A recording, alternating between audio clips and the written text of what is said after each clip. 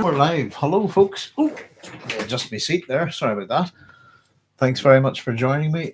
I'm Doc Sloan. Welcome to my science fiction station. This is our Dune book club. Apologies again for having to cancel the previous episode. We've had a bit of bother here just in terms of health at home. So it's just one of those things, I'm afraid. So I thank you for your patience. And tonight we're going to have a look at chapter 26. So do say hello in the live chat if you're allowed. And I hope you're enjoying the book at this point as we're tearing through it. We're hitting some of the quite heavy in terms of action chapters, etc., etc. Let me just get a wee bit organized, and we'll give everybody a minute or two to pop into the room, as we often start just a wee minute before to make sure everything's running okay with YouTube and everybody can hear me okay. So there we go, and let me just get my notes. So I hope you're all keeping well wherever you are. I'd just like to say hello to my son Matthew if he's watching, which he's probably not, but I hope you're okay, son, and looking after yourself and take it easy. Let's have a wee look. There's Chaya saying shalom Chaya, thanks for joining us, and Babs saying evening Doc. Howdy Chaya. Hi Babs, thank you for joining us. Bojack saying hello. All gang's all here. Excellent. Thank you very much for joining me, folks. As I said, I'll let you know in on a wee secret, by the way. If you want to know, we've figured out what's wrong with my throat and what's wrong with everybody's throat here. Turns out we've all had glandular fever. There you go. So that's the joy of that. I thought it was just, well, I knew it was a throat infection of some kind, but that's what we've had for the last couple of weeks or so, last few weeks. So we're getting near the end of it and feeling a bit better, but at least we know what it was. So there we go. Dear oh dear. So it's a Thursday night. It's lovely weather here in Northern Ireland. Absolutely gorgeous last few days that we've had. Hope it's nice where you're at. Let's have a look in terms of chapter 26, the epigraph. Very important one, I think. This epigraph, folks, excuse me, is for you. It's aimed at you, the reader. What do you despise? By this you are truly known. So it's not a very long epigraph, is it? From the Manual of Muad'Dib by the Princess Irulan. And yet, Dune is one of those books that asks and demands questions. The question is why? Oh no, there we go. We have unstable connection. Let's see. I hope I'm back. Let me just quickly check. There we go. Can anyone hear and see me okay? See me? Please give me a wee yes, please, if anybody can hear me. Sorry, we lost the connection there for a wee second on this end. I'm not too sure what happened. But hopefully. Oh, I'm good now, Bob. Excellent. Thank you very much. Thanks, guys. Hopefully that's just a blip. As usual, folks, if the connection for some reason, God knows why, it goes down, what we'll do is we'll shut this studio thing down within YouTube and reactivate it and just come back in again with another program. But it can take a minute or two if we lose that connection. So there we go. But hopefully, fingers crossed, we'll be okay. There's Cynthia saying hi, Doc, and all as well. Hi, Cynthia. Thanks for joining us. So yeah, it's one of those things. By what do you despise? By this you're truly known. What Herbert, the suggestion is whatever it is that you hate, I suppose, in life is what truly defines you.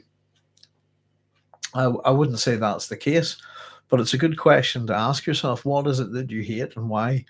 Or what do you despise, if you wish to use that word?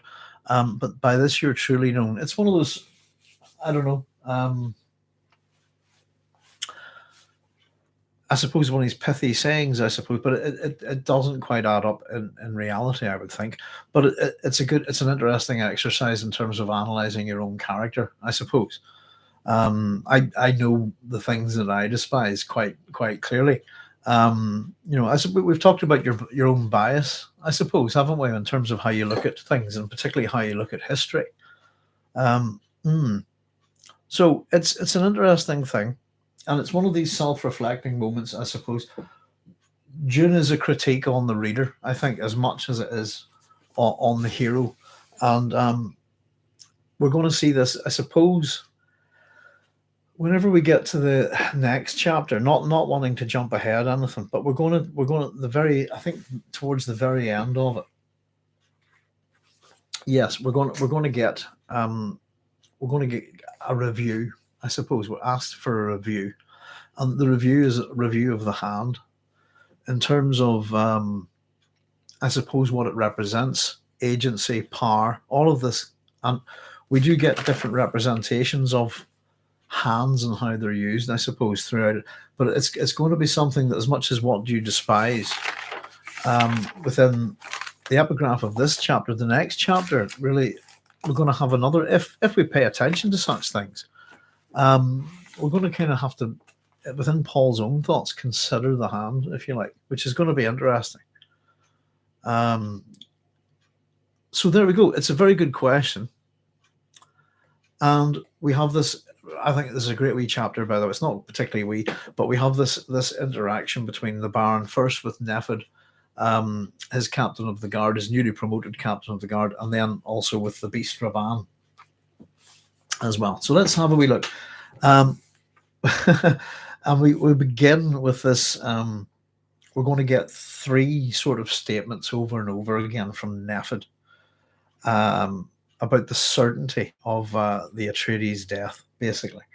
And this is how we begin. "They are dead, Baron," said Yak and Nefud. "The guard captain, both the woman and the boy, are certainly dead." And from this point, we really just get a good bit of description of the Baron, don't we? And I think the Baron's pretty good in this chapter. "The Baron Vladimir Harkonnen sat up in the sleep suspensors of his private quarters."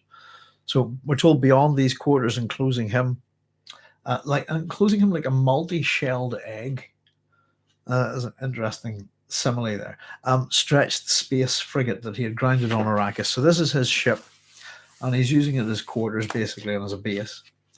Here in his quarters, though, the ship's harsh metal was disguised with draperies, with fabric paddings, and rare art objects. So we're getting a bit of setting up of the scene of the Baron's quarters here. All this action will take place, and again, in comes Nefud. It's a certainty there.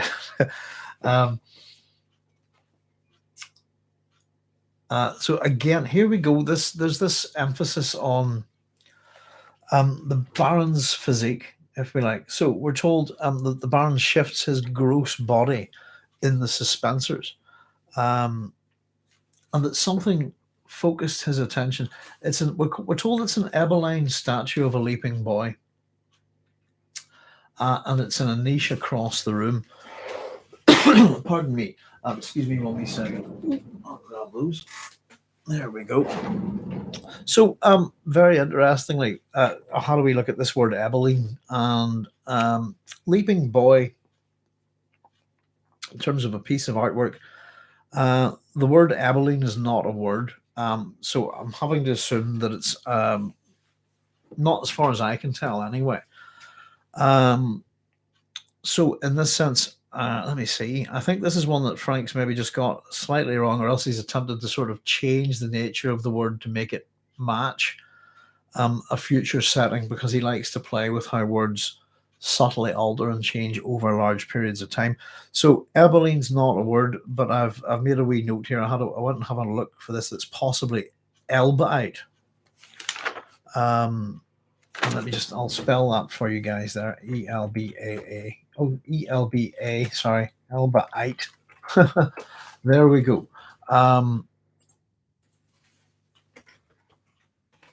If you have a wee look at that on Wikipedia, it's rather pretty, isn't it? It's so sodium, lithium, aluminium, borosilicate with the chemical composition, blah blah blah, is a mineral species. So it's a wonderfully crystalline thing there. That's yeah, it's got a kind of I suppose, shades of green within it, maybe. But otherwise, there's no actual meaning for that word there, I think. Let me just catch up with. Oh, excuse me, I wonder what that was. Sorry, we're in the Doghouse. Let me just catch up with a few of your comments here. Captain Babbitt says June 1984, June 2020. 2022, sorry, 1984 will stay with me forever. Hi, Captain Babbitt. 1984 for me. I'm afraid I'll withhold judgment on 2022 until we see the end of it. Excuse me a wee second. We've got a bit of noise coming in from the yard here. Ladies, be here. There we go. Just pull that window over a bit. Sorry about that. That's a bit distracting. There, the girls are outside in the nice weather. Well, I've got Bonnie in here with me. But yeah, I go with 1984. Captain Babin, I have to say. Bab's Bible vocabulary lesson of the day. A pithy phrase which makes no sense after a long thought is a deepity. Ah, excellent. A deepity. I like that. Thank you, Babs. Lord Croc says June 2025, the TV series, The Forbes Visualization. Excuse me. Hi, Lord Croc. Thanks for joining us, by the way. But yeah, I really like the TV series, the Dune TV series. I'm wondering what the next thing's going to be with the Bene Gesserit show, isn't it? I think I'm not sure even know what it's called yet. Is it Dune the Sisterhood or the Sisterhood of Dune, something like that? I think. So, yeah, Ebeline, not actual word as far as I can find. I've got the Oxford English Dictionary here, proper one. But is most likely, I think, Elbaite, which is a bit tricky to say. So here we go. Again, the insinuation here, this is to do with the Baron's paedophilic nature, a leaping boy, a youth, and the statue of it. So the Baron's basically awakening here. Let's see. Sleep faded from him, and he straightened the padded suspensor beneath the fat folds of his neck, and he stared across the single glow globe of his bedchamber to the doorway where Captain Nefud stood, blocked by the Penta shield. So Penta's 5, isn't it? So 5 shields. Penta shield's in the back, I think, isn't it? In the terminology of the Imperium. Let me see. Yes, indeed. So a 5-layer shield generator field, suitable for small areas such as doorways or passages. Large reinforcing shields become increasingly unstable with each successive layer and virtually impassable to anyone not wearing a dissembler tuned to the shield codes. See Prudence Door. Pardon me. So we're also told then, if we have a look at Prudence Door or Prudence Barrier, and idiomatically known as a Prudor or Pru Barrier, any pentashield situated for the escape of selected persons under conditions of pursuit. And then see pentashield. Back to that again. So there we go. Another bit of technology resulting from the Holtzman effect, I suppose. But also that you can wear a dissembler to allow you to pass through the shield. Oh, goodness. Bear with me 1 wee second, please. Ladies, behave. Oh, sorry, it's just always just need to keep a wee eye on the dogs there. Apologies, they're just saying hi to the neighbours. Right, folks. So once again, we're getting all this, the Barons just sort of rising up. And again, we get this repetition from Nefud. They're certainly dead, Baron. The man repeated. We're told that the Baron notes the trace of Samuta dullness in Nefud's eyes.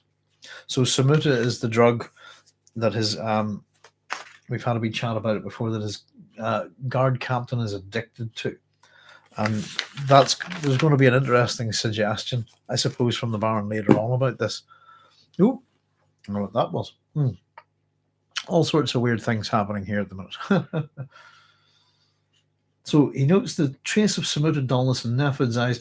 Obvious the man had been deep within the drug's rapture when he received this report and had stopped only to take the antidote before rushing here. So interesting that there is, I suppose, a quick antidote for Samuta, which is a kind of musical drug, isn't it? It's let's have a wee quick look at it to remind ourselves.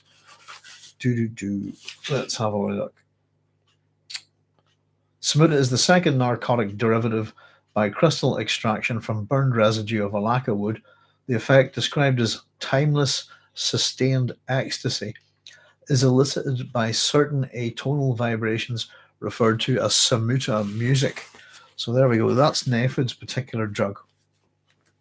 And so he's got a report basically where he's been on the drug and had to quickly take the antidote and then come here immediately. And it's obvious to the Baron. So I have a full report. And again, we get a little bit of the Baron's thoughts here. Let him sweat a little, the Baron thought. One must always keep the tools of statecraft sharp and ready. Power and fear, sharp and ready. So these are the tools of statecraft. We get a range of tools, if you like, that we're told that are of statecraft within Dune. I think deceit is one of them, isn't it? But here we are: power, fear, application of power, and the application of fear. So he's keeping his man afraid and demonstrating his power. Have you seen their bodies? The Baron rumbled. And of course, Nefud's my lord. And here we go. I suppose, well, my lord, they were seen to dive into a sandstorm. Winds over 800 kilometers. Nothing survives such a storm, my lord. Nothing. One of our own craft was destroyed in the pursuit. Now,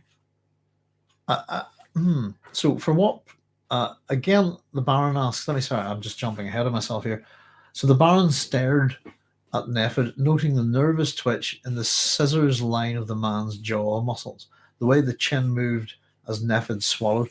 So we've had a wee chat about just, I suppose, Bene Gesserit observation, how different people observe and so on and so forth. But the Baron's quite astute in terms of how he observes people's minutiae, I suppose, on their physicality.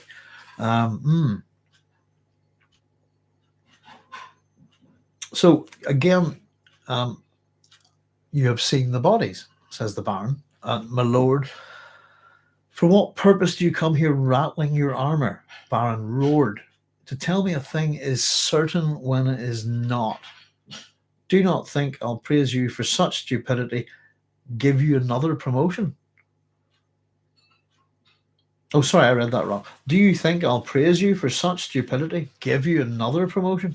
And Nefud's face went bone pale.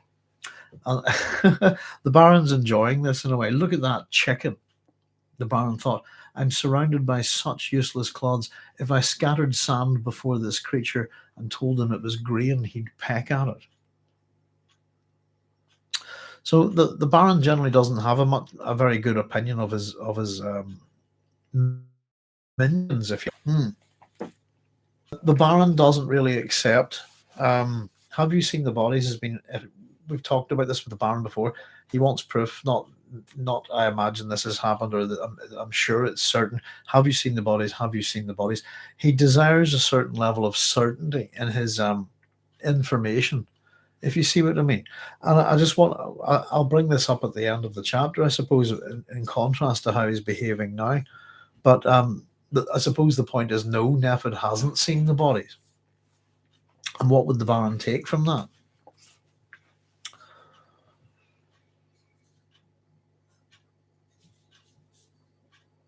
Oh, let me just catch up.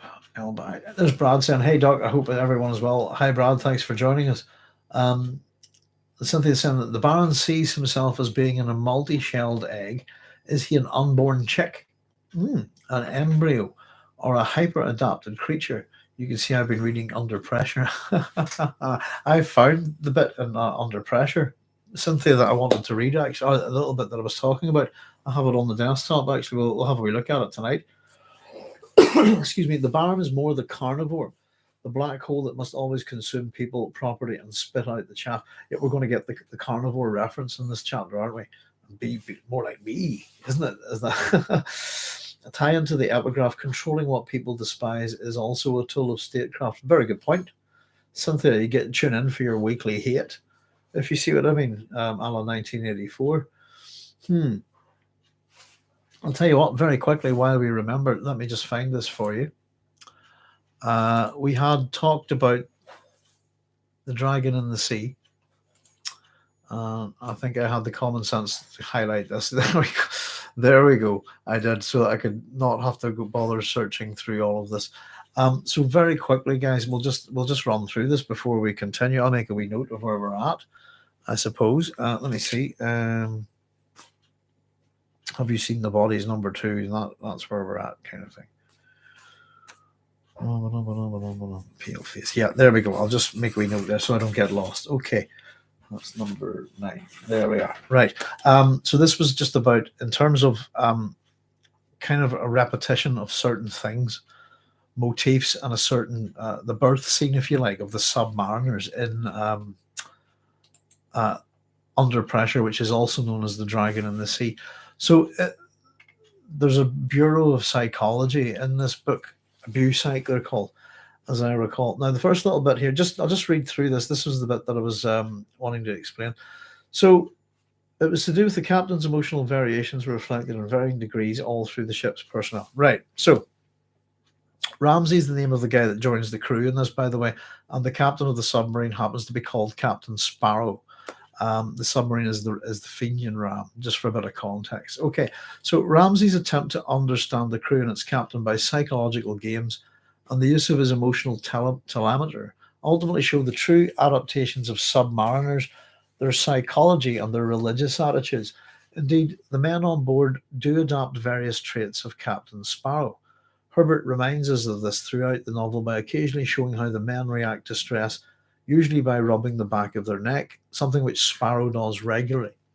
Ramsay picks up on this trait of Sparrow's but fails to observe it both in the rest of the crew and himself throughout the mission. Now, so the mannerism of rubbing his neck, thought Ramsay, extreme nervous tension well concealed, but it shows in the tight movements. So you get the same kind of analysis of body language in this book.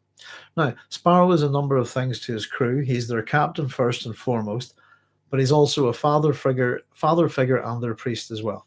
Although the men share different religions, albeit all Christian faiths, he leads them in prayer and quotation on numerous occasions, asking forgiveness when they kill the enemy or preparing the men for the mission ahead.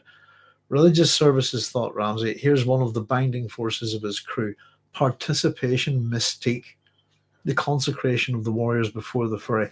So that's a thing in Dune, as we've talked about, the mystique of the Sardaukar. Now, the participation mystique is an idea carried forth again in Dune, but as well as providing an obvious aside to the theme of religion, Herbert lets us know that Ramsay is not really a part of the crew until he makes his first kill. And only then is it deemed acceptable to refer to Ramsay by his first name. So consider Jamis and Paul in that aspect. Whether religious or superstitious, the crew and its captain take an interest in Ramsay's attitude to religion. The interest has nothing really to do with Ramsay's or anyone else's belief system, more to the point that he actually has one. As the captain says, it's not really important down here, says Sparrow. I was merely curious. We have a saying in some tugs that the Lord won't permit a live atheist to dive below 1,000 feet. Now, let me see. Ramsay's initiation into the crew takes place via a number of events which slowly but systematically show his adaptation to the vessel and life as a submariner, but which also highlight the tension in his situation and the confusing nature of the dual role he must play as a electronics officer and submariner. Don't want to spoil anything for anybody. The first of these events occurs after the Fenian Ram has left port. So, sorry, actually, there may be some spoilers here, so but hopefully not. And the body of a security agent has been found on board, seemingly murdered. It begins with a series of dreams that occur throughout the story, and the dreams that Ramsay has show Herbert's interest in exploration of Jungian psychology and the importance of dreams to that particular school of thought. Ramsay's first dream is that he is a fish living deep in the ocean, trying to discover how to rise to the surface. Right. Now, sorry, my mouse is... So, Ramsay's first dream is not so hard to interpret and shows his problems in dealing with adapting to this new undersea world and the pressure that comes with it, both in terms of the psychological conditions and the ever-threatening pressure of the sea that surrounds them.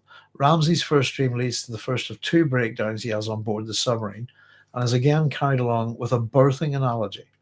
So these two breakdowns, although the first one in particular also is part of his initiation into this strange new world, as he begins to analyze his own fears and concerns about his new situation and his own mortality, he realizes that he hopes the captain's abilities can keep him safe.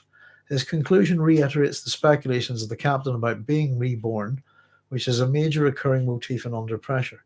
It'd be as though I'd die en utero, he said, speaking the thought softly to himself. Never born at all. Now, at this point, sorry, I hope this will make some sense when we get through it. There's not too much more to go. At this point, Ramsay freezes up, realizing that if there's an emergency, he'd be unable to act, transfixed to the spot as he is by his fear.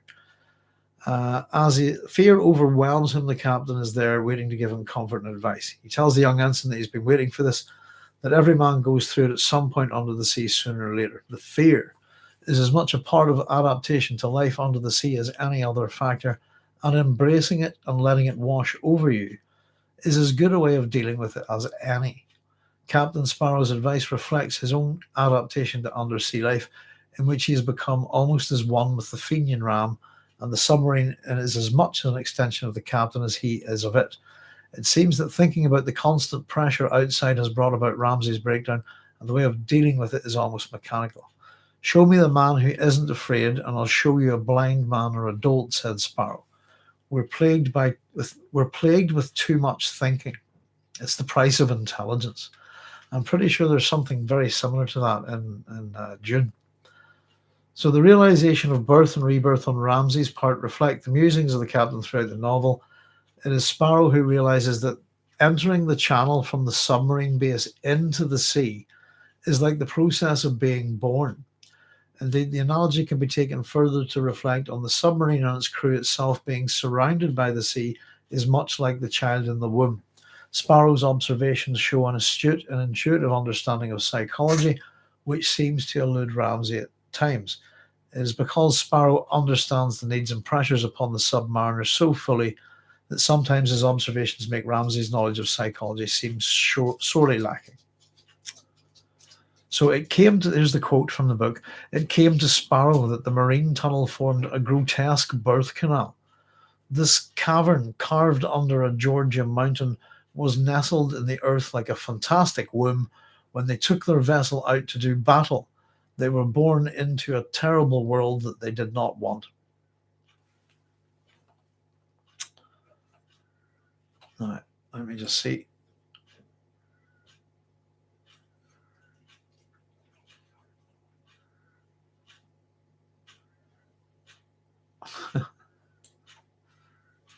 As you get one, yeah, that's pretty much the gist of it there. There's more to this, but I'll not go on with it.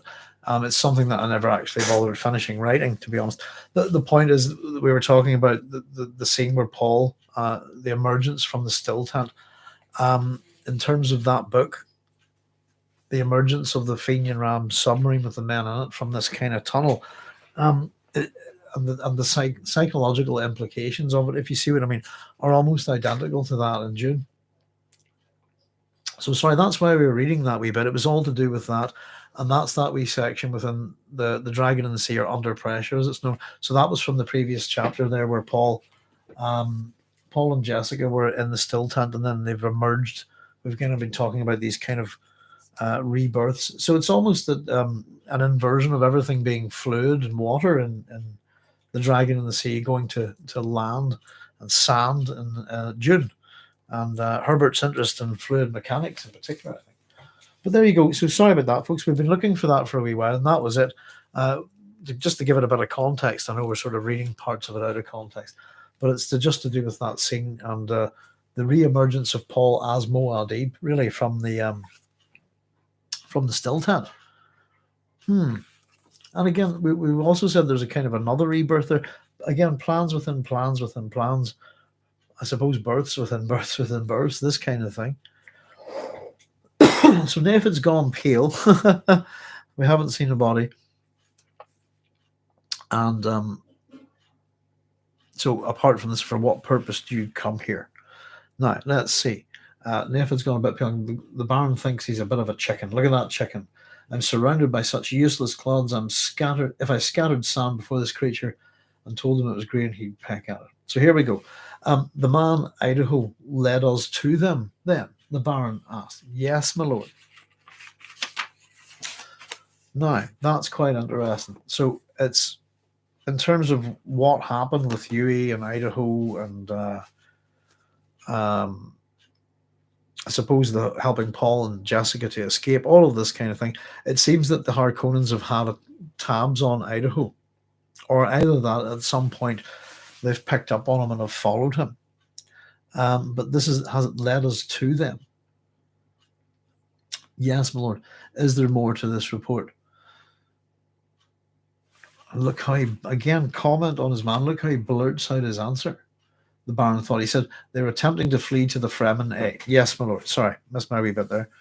So, the Imperial planetologist Kynes is involved, my lord. Idaho joined this Kynes under mysterious circumstances. I might even say suspicious circumstances. So there we go. So it's not Huey. I don't think Huey's sort of given up Idaho here at this point. I think that the Harkonnens have probably just sort of latched on to him. And again, the Baron's so come on, yeah, on we go. So we're told that they fled together. This is Nefud giving his report to a place in the desert, and it's apparent that the boy and mother were also hiding there. Let's see. In the excitement of the chase, several of our groups got caught in a lasgun shield explosion. So this is the explosion that Duncan set off to provide cover, I suppose, a diversion, and also really to prevent any of the Harkonnen stroke Sardaukar troops from using their lasguns, or certainly to make them think twice about it. So how many did we lose? The Baron asks Nefud, not sure yet. And the Baron's going, he's lying. It must be bad. The Imperial lackey Kynes is playing a double game, So Nefud responds with, I'd stake my reputation on it. And this kind of gets the Baron into a bit of a tiz here. His reputation, his thoughts just seem quite outraged by this. What is this man and his reputation? They're nothing. Very quickly, very brutally, very matter-of-factly, have the man killed, the Baron said. Taking care of business, if you like. Matter of fact, Nefud's a bit worried about this. So, my lord, whoa. Kynes is the Imperial planetologist, His Majesty's own servant. And again, the Baron cuts him off. Make it look like an accident then. My lord, there are Sardaukar with our forces in the subjugation of this Fremen nest. They have Kynes in custody now. So Kynes is in the Sardaukar's company. And at this point, we're going to find out that they also have Thufir in a moment. But basically, the Baron's decided he wants Kynes dead. The Sardaukar haven't get him away from them then, is what he's going to say. And they're going to arrange an accident for him. So get him away from him. Say, I wish to question him. And if they demur, they will not if you handle it correctly, says the Baron. Yes, my lord. Nefud swallows. So he strikes me as quite nervous in his new job, I would say. I suppose in the realities of power are going to be Nefud's getting a bit of a lesson, I suppose, on how to be the guard captain of the Baron. And it's going to be quite an eye-opener for him in some ways. They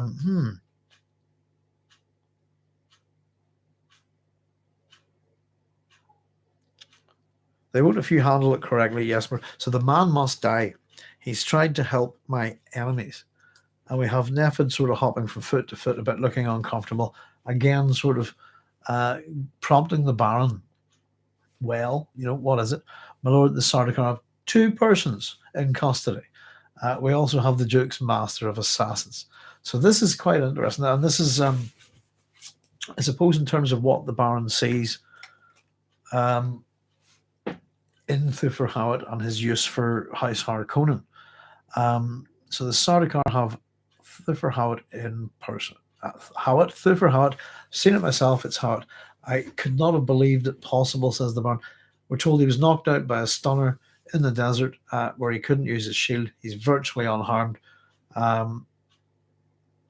We've got our hands on him. He's going to provide great sport. Here we go. So this is not amusing to the Baron. And this is an opportunity, I suppose, for him. So this is here we go. This is a mentat you speak of, the Baron growled. One doesn't waste a mentat. Has he spoken? What does he say of his defeat? Could he know the extent of... But no. So Nefud says that he has spoken only enough to reveal that he believes that Lady Jessica was the betrayer. So this is the point of interest that the Baron has here. Does he know the extent of... but no, he couldn't. And he wants to just sort of find out here. I suppose it'll be leverage in a sense, won't it? So Nefud says he's only simply spoken enough to believe that the Lady Jessica is his betrayer. This is this false piece of information that the Harkonnens have sown into House Atreides to manipulate Thufir Hawat and to disrupt his ability to be an effective mentat. And this seed in Thufir Hawat's mind hasn't been corrected, I suppose.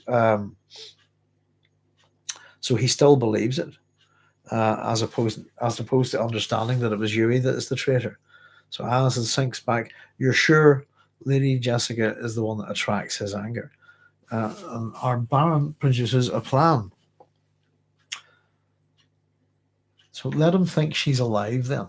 And again, Nefud, a lot of what Nefud does here really is just to interrupt the Baron.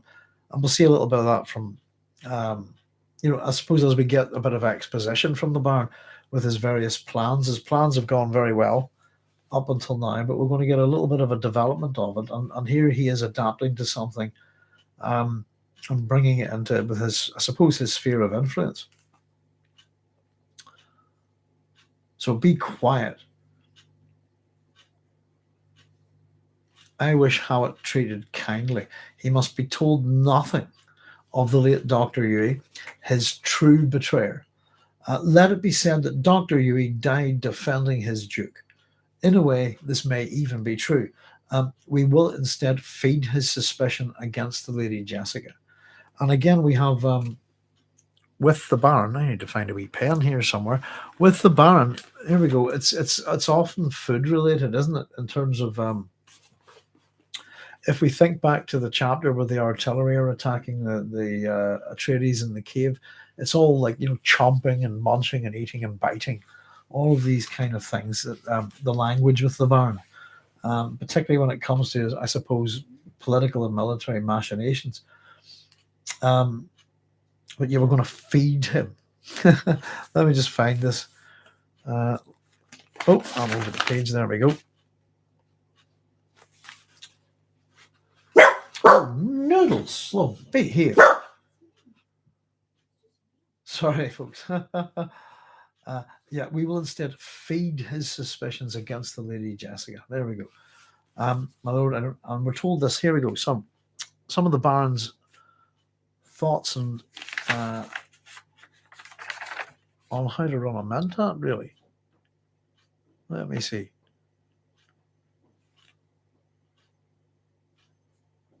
There's a way to control and direct a mentat, Nefud, is through his information. False information, false results. So is he hungry? Is he thirsty?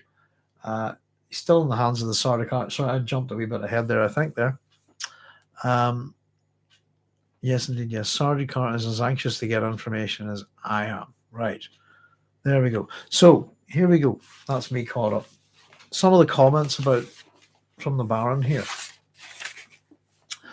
The Sardaukar will be as anxious to get information from Hawat as I am. I've noticed a thing about our allies, Nefud. They're not devious politically. I do believe this is a deliberate thing. The Emperor wants it that way. Yes, I do believe it. You will remind the Sardaukar commander of my renown at obtaining information from reluctant subjects. Now, simply put, his observation is about his allies here in this sense. It's about the Sardaukar and the Emperor, the imperial household and how it goes about its business, if you like. Simply put, that they're not devious. That's the thing there. This is the Baron's conclusion, politically anyway. Excuse me. And that it's a deliberate thing. I suppose the question is why? Why is it a deliberate thing? And what do we mean by not devious? It means that they're overt in what they do. They're quite open about it. And I think that comes with the power, I suppose. That's what I would get from it. I'm not too sure. So you remind this Sardaukar that I'm amazing at getting information out of people. Yes, but tell the Sardaukar I wish to question both Hawat and Kynes at the same time. And the idea is to play one off against each other, and he can understand that. Right. And again, another yes, my lord, from Nefud. And once we have them in our hands, again, Nefud sort of doing his bit here. The Sardaukar, he tells him, will want an observer with you during questioning. So again, the Baron, we'll produce an emergency to draw off the unwanted observers. Okay, so Nefud is understood. And when Kynes can have his accent, let me see. Just check my notes. There's one of these examples where my handwriting's appalling. Once we have them in our hands, the Baron nodded. My lord, the Sardaukar want an observer with you during any questioning. Sure, we can produce an emergency to draw off any unwanted observers, Nefud. I understand, my lord. That's when Kynes can have his accident. And again, more of the Barons. This is what he's come up with, I suppose, on the spot. Both Kynes and Hawat will have accidents then. Nefud. So they're both going to seem to have accidents, but only Kynes will have a real one. So whatever happens, it'll appear that both of them are dead. I'm happy for Kynes to be dead, but this is actually about securing Thufir Hawat for House Harkonnen. It's Hawat I want. Yes. And Nefud blinked and swallowed, and he appeared about to ask a question, but remained silent. Wisdom. So here we go. Hawat, this is what the Baron says. The Hawat's to be given both food and drink, and treated with all kindness and sympathy.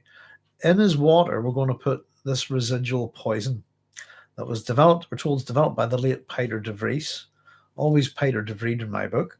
And that you will see to it that his antidote is put into his diet from now on, unless I say otherwise. So the antidote, yes. But now, he says, Baron says, don't be dense. I do like this. The Duke almost killed me with this poison gas tooth. He's deprived me of my most valuable Mentat Peter. I need a replacement. Now, this little bit here is, I think, a little bit problematic, or there's certainly something to discuss here. First of all, we've got this residual poison that can be put into Thufir Hawat's water, and there we go. And apparently it's not picked up by poison snoopers. And also, apparently, neither is the antidote, which has to be put into the food of a person's diet every day. So basically, what we have here is a poison antidote that gets around poison snoopers. Another thing that's been developed to get around a technology, if you like. And if you think about having to use a poison snooper every day in your life, and the reliance on it being able to pick up, the latest synthesized poison or some bizarre plant or chemical compound or something that's come off planet, it would be pretty. The latest poison is going to make us is going to cause quite a stir. So I just thought that was interesting. Is that we have with the Baron, we have artillery. We have the old-fashioned spy, the plan within the plan. About getting around technological standoffs, if you like. So we have a way of controlling Thufir Hawat through a residual poison, and he can sit and scan it with his poison snippers for to the end of his days, and he'll never notice. It just makes me think, what good are poison snippers, I suppose.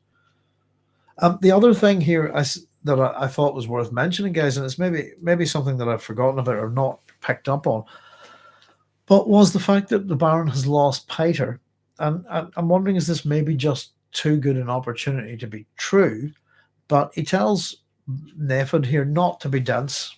He says, the Duke almost killed me with his poison gas tooth, and he deprived me of my most valuable mentat, Piter. I need a replacement. So it's the fact that he says, I need a replacement, and he's going to use Thufir Hawat. I was wondering, hasn't he got... and I thought we'd noticed this previously, that he's been considering killing, if Piter gets out of hand, Piter has to be killed, and that hopefully he can make full use of him, but the Bene Tleilax would have his replacement, Piter's replacement. So he says, I need a replacement. I'm just wondering what's happened to his Bene Tleilax replacement, and is this really just a moment of opportunity, I suppose? So there's a couple of wee things just within how things work within the Dune universe. The Baron's not picking up his new mentat from the Bene Tleilax. He's going to try and manipulate Thufir Hawat. They've got a poison that can seemingly get round poison snippers and the antidote as well.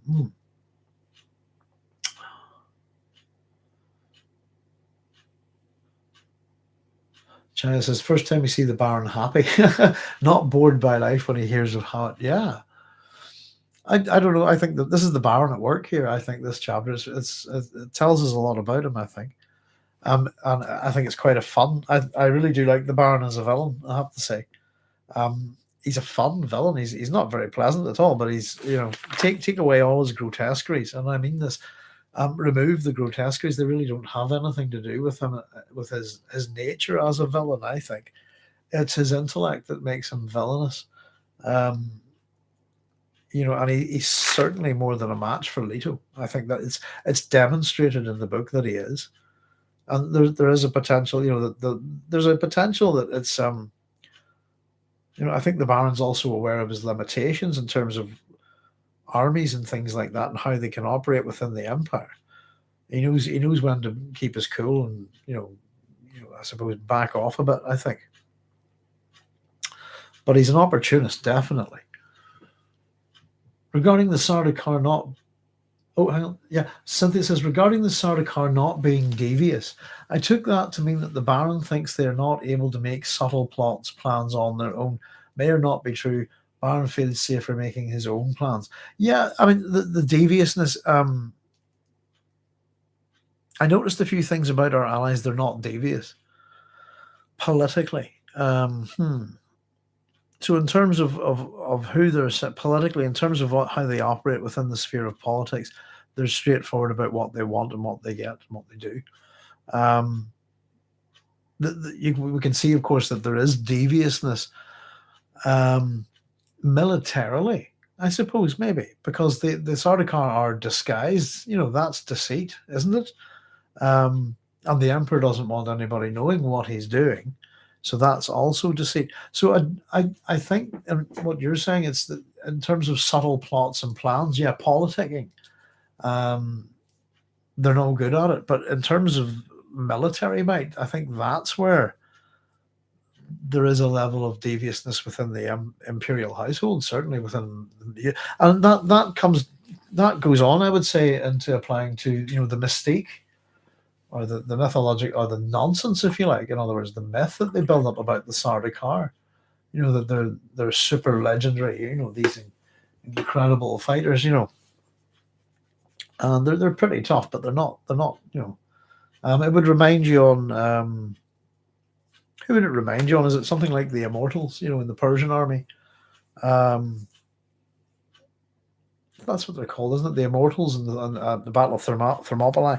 Reputation, can be reputations. I think is the Spartan thing, isn't it? There, the Battle of reputations can be put to the test. But there we go. The Baron feels safer making his own plans. Absolutely. I mean, they're hand in hand with the Emperors at this point.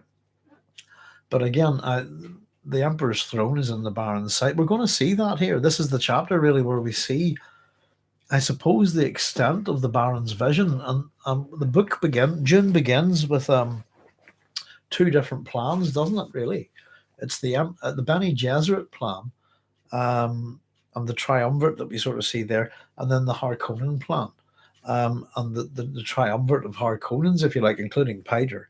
But the Emperor's not involved, if you see what I mean. But these are the two major plans at the beginning. There are other plans involved too.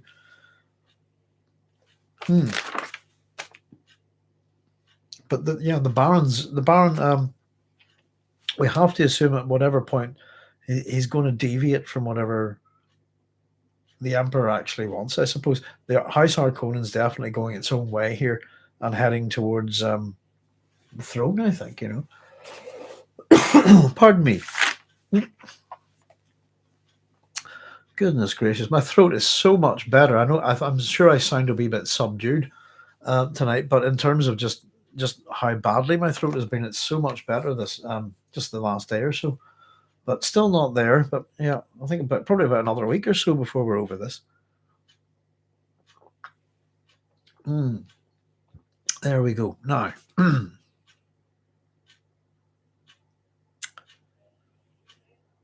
so the idea is tell the Sardaukar, when you interrogate the two of them together, play one off against the other. They'll understand that I'm supposed to be a legendary interrogator.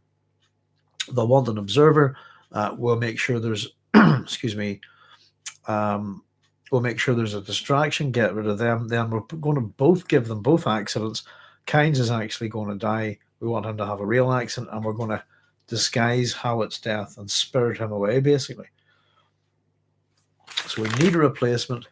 And of course, this is one of these little repetitive things within this chapter where we kind of get this kind of, just the way this works. I think we'll get it again with Rabban later as well, but just this Hawat.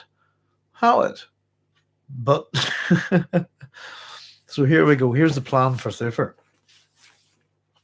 So you're going to say that he's completely loyal to the Atreides, and that's true, says the Baron. He has to be convinced that he's not to blame for the ducal demise. All the doing of that it's all the doing of that Bene Gesserit witch, the Lady Jessica, that he had an inferior master and one whose reason was clouded by emotion. Mentats admire the ability to calculate without emotion, Nefud. We will woo the formidable Thufir Hawat. Of course, Nefud at this point is almost like just like an echo or a chorus. Woo him, yes, man. And on we go with the Baron's plan. Hawat had a master who had poor resources. So this is a little bit of, I suppose, an assessment of Leto. Poor resources, who could not elevate a Mentat to the sublime peaks of reasoning, as are a Mentats, right? Hawat will see a certain element of truth in this. His duke couldn't afford the most efficient spies. So it's all about the tools that Thufir's had to work with, and the situation that, it's simply that Leto couldn't give him the real tools, all the spies that he needed, everything that a real Mentat, a really good Mentat, could just be amazing with. And from the Baron's point of view, simply put, House Atreides is not a rich house. This is true.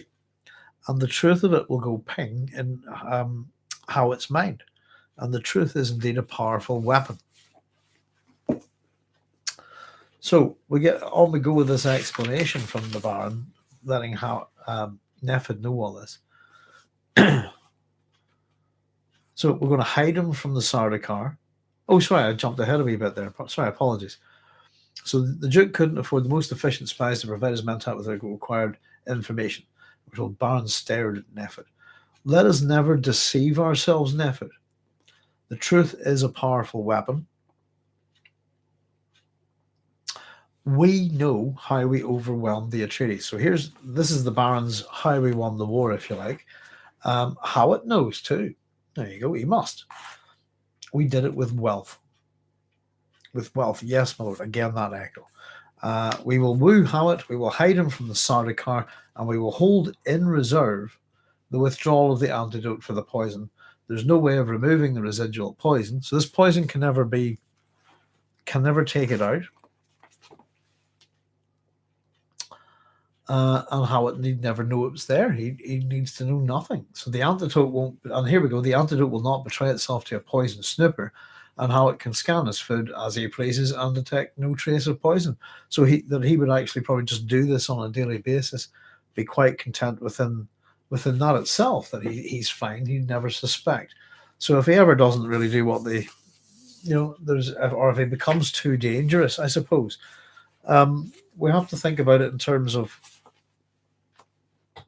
what the Baron Piter wanted really from the fall of House Atreides, is that the Baron wanted Paul, and Piter wanted the Lady Jessica. And if we remember that the Baron's lesson at the time was that the Baron gave up Paul because Paul is too dangerous to keep. And he explains it to Piter that the same thing, Jessica is too dangerous to keep. And I think that this is in the same sense. Thufir Hawat is also far too dangerous to keep, but we can totally manipulate that by this poison. We have him, we can control him with it, and we can also use all of that emotional trauma that's come from all of the fall of the House of Atreides, and keep pushing that Lady Jessica betrayed them. And I suppose if Hawat thinks that it was Lady Jessica's the betrayer, in reinforcing that would kind of reinforce. To me, it kind of would reinforce the what's the word I'm looking for? The malfunctioning of Hawat's abilities, but to Hawat, he would think that everything's okay. If you see what I mean. I don't know. It almost seems like the Baron's taught us some lessons here, and that he's not paying attention to I suppose, the lessons that we've learned from him in the book already. I think that there's some of the Baron's standards, I think, are dropped here in this chapter. And of course, and Nefud, Hawat need never suspect. The antidote won't betray itself to a poison snooper. Hawat can scan his food and detect no poison. And here, I really like this here.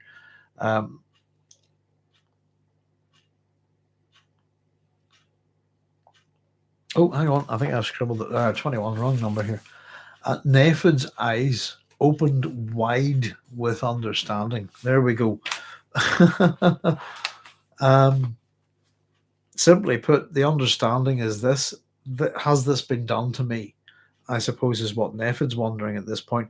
Have I been poisoned with something that's not detectable in my food or drink? I'm sure I have. If you work for the Harkonnens, owning a poison snooper is probably advisable, and this moment must seriously register with him.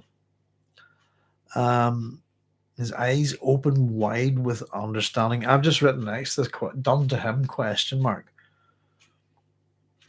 And of course,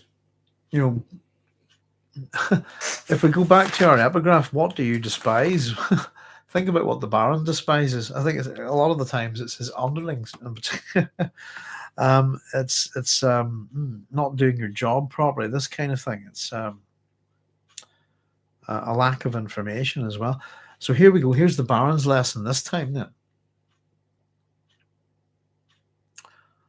22. The absence. So after Nefud's eyes open wide with understanding, the absence of a thing, the Baron said, this can be as deadly as the presence. The absence of air, the absence of water, the absence of anything else we're addicted to. The Baron nodded. You understand me, Nefud. And Nefud swallowed again. Yes, my lord. So Nefud does understand. And again, the absence of a thing can be as deadly as its presence. There's a reference. This is an obvious reference to the antidote here. The Baron gives us a few examples. No air is really bad. No water, etc., etc. And the absence of anything you're addicted to. So I control what you're addicted to, essentially, and the potential of it being poisoned even, but the absence of it is the thing that Nefud fears here, is the absence of his Semuta, I think. And I think we also have within the Baron's personality often notes, isn't it? What each a person's particular vice or something is of use to him, isn't it? So yes, my lord, he says, poor Nefud, get busy, find the Sardaukar commander, and get things going. And at once, says Nefud, and he turns and hurries away. So off goes Nefud, pretty much a kind of a major henchman, kind of put on the spot. I think the interactions with Nefud, they're again, I think they can be quite fun on the screen, and he doesn't really sort of say much. He gulps a lot and so on, but he's a sort of run around there for the Baron, and I think he's quite a fun character. Nefud, he's kind of on the hop and seems to be a guy who just wants to go and listen to his music. The whole idea of having to deal with anybody seems to bother him. I think especially Sardaukar. So we get some of the Baron's thoughts here. Hawat by my side. Yeah, the Baron thought, the Sardaukar will give him to me. If they suspect anything at all, it's that I wish to destroy the Mentat, and this suspicion I'll confirm. The fools! One of the most formidable Mentats in all history, a Mentat trained to kill, and they'll toss him to me like some silly toy to be broken. I will show them what use can be made of such a toy. So yes, indeed, and he's a toy, isn't it? Something to be played with. Absolutely. Somebody was saying there about the Baron being quite happy.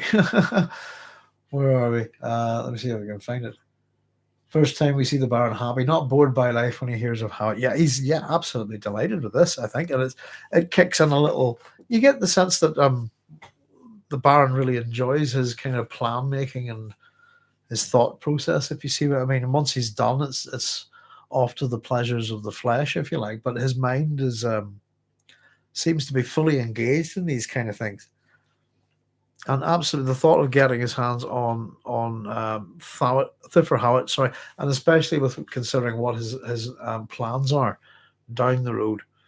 And yeah, they're just going to give him to me like a little toy for me to play with. Happy days. He's absolutely. Some little silly toy to be broken. I'll show them what we can make. What can be made of such a toy? I can take this broken toy and fix it, make it do my thing, Fools. One of the most formidable Mentats in all history. Okay. A Mentat trained to kill. Yes, indeed. And again, I'll show them. There's a bit of the the villain here, I suppose. And as much as this is an internal monologue going on in the Baron's head, he is monologuing a bit, isn't he? So the Baron pushes a button, and it's beneath the drapes on his suspensor bed to summon his older nephew, Rabban, and he sits back smiling. Now, let's see. And all the Atreides dead. The stupid guard captain had been right, of course. Certainly nothing survived in the path of a sandblast storm on Arrakis. Now, that's one of the wee points. Nothing can survive. That's an absolute. The Fremen have figured it out. There's a way of doing this. And it kind of, I thought, just sort of goes against what the Baron has been like before. If I don't see the Baron very much comes across as if I don't see a body, I don't believe the person's dead. If you see what I mean, that's one of those. It seems to be one of his little things. I thought up until this point, but because of the nature of the planet, he's going to take it as a given that they're dead. I think certainly nothing survived in the path of a sandblast storm on Arrakis. Not an ornithopter, not its occupants. The woman and the boy were dead. Full stop. So we get that certainty from him there.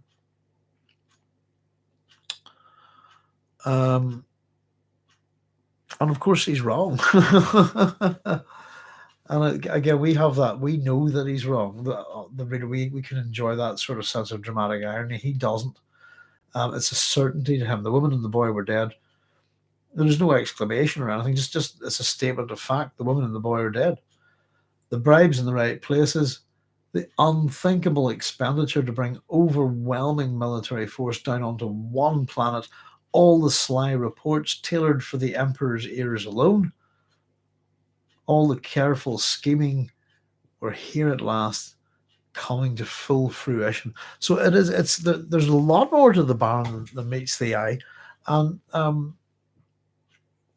as we were saying, there is already here something to deal with the Emperor. If we listen to this, include all the sly reports tailored for the Emperor's ears alone. All the careful scheming with here at last coming to full fruition. Power and fear, fear and power. Yeah. And here we go. If you want, we always talk about Paul and Leto's golden path. I've discussed the fact that within, if we have a look at, think about the hero. For going for others, Joseph Smith saying, just a hello, I'm at work, so I'm only partially focused on book club, but I'm here and thank you. No worries, Joseph. Thanks for joining us. I'll get a wee sip of beer here a wee second. So as I was saying, we've talked about the golden path within Dune, particularly with Leto and Leto the Second and Paul. We'll eventually get there with Paul in this book, I suppose. Later on, when we get to Leto the Second, the golden path, the whole idea of it, and we within the Camelot pattern that Frank Herbert's talking about, that Paul Atreides is a warning, and that there are obvious people within, particularly, I suppose, society, 20th century society, that Frank Herbert pointed to were examples of this kind of individual. And I suppose the one Kennedy is the main one, General Patton, and the other one, again, Hitler is a good example as well. Churchill would be a good one too. So the idea is that the hero is in that sense, it's the hero writ large, isn't it? And with the bigger scale, the more opportunities available to the hero, that the hero can ultimately make mistakes, and therefore, on the scale that a hero like this would work at in a civilization, that those mistakes are absolutely amplified. There's various aspects of that, the whole idea of the Camelot pattern and the idea of the golden path, if you like. This safe, arguably the golden path is just the one way through a particular idea, but the idea is that, I think personally, that the golden path is any one individual's vision. And so the 1,000-year Reich for Hitler is his golden path, if you see what I mean, in terms of what we talk about within Dune. So Paul's vision of the golden path disappears whenever Leto II takes over, and his vision of the golden path kicks in. So I think I wouldn't necessarily call it a golden path, but possibly a potential one in terms of heading towards the throne. I would just call it the Baron's path, if you like. And this is his end goal. Power and fear and power is how we're going to go about it. But I think we'll find there's a lot more to how he understands this. And ultimately, this is going to focus on the use of a hero to manipulate people. Is going to be talking about power and fear. This is the other one of the tools of statecraft. Fundamentally, is the hero himself, I think. So he can see the path ahead of him. Here we go. In fact, let's just read this from the text, actually. The Baron could see the path ahead of him. One day, a Harkonnen would be emperor, not himself, and no spawn of his loins, but a Harkonnen. Not this Rabban he'd summoned, of course, but Rabban's younger brother, young Fade Rautha. There was a sharpness to the boy that the Baron enjoyed, a ferocity. A lovely boy, the Baron thought. A year or two more, say, by the time he's 17, I'll know for certain whether he's the tool that House Harkonnen requires to gain the throne. And here comes in Rabban, my Lord Baron. So there we go, just between that gap of him pushing the button, we get a little bit of his thoughts here. All the Atreides dead, etc. Jessica and Paul have to be dead. Nothing can survive that. Thinking about the unthinkable expenditure to bring overwhelming force onto this planet, all of his plans coming to fruition, but there's more to it. And it seems that whatever it is that the Baron is, how the Baron's going about it, the obliteration of House Atreides in this manner, and all of this that's happened here, is somehow part of that, his end goal. So he's going for the throne, not himself, no spawn of my loins, as he puts it, but a Harkonnen, not Rabban, but Phaedrotha. We're going to put a Harkonnen on the throne. That'll show them. I get the sense that that's a bit what the Baron's about, I think. I think there is this sense of that, that'll show them, if you know what I mean. But there's why Fade? There's a sharpness to him, a ferocity. Lovely boy. Again, we'll know in a couple of years whether he's the tool that we require. So that lets us know, again, we've met Fade in the chapter 2. As much as we had the Reverend Mother, Jessica, and Paul making up the kind of Bene Gesserit part of the plan, if you like, we had the Baron Piter and Phaedrotha all the way back. And he's kind of I suppose we can think of him in terms of Paul. He's the same age, he's the same sort of position in his house, etc. And very much part of this plan. So here we go. Here's Rabban. Once again, villainy with the grossness, etc., the physicality. The man who stood outside the door field of the Baron's bedchamber was low-built, gross of face and body, with the Harkonnen paternal lines, narrow-set eyes, and bulge of shoulders. There was yet some rigidity in his fat, but it was obvious to the eyes that he'd come one day to the portable suspensors for carrying his excess weight.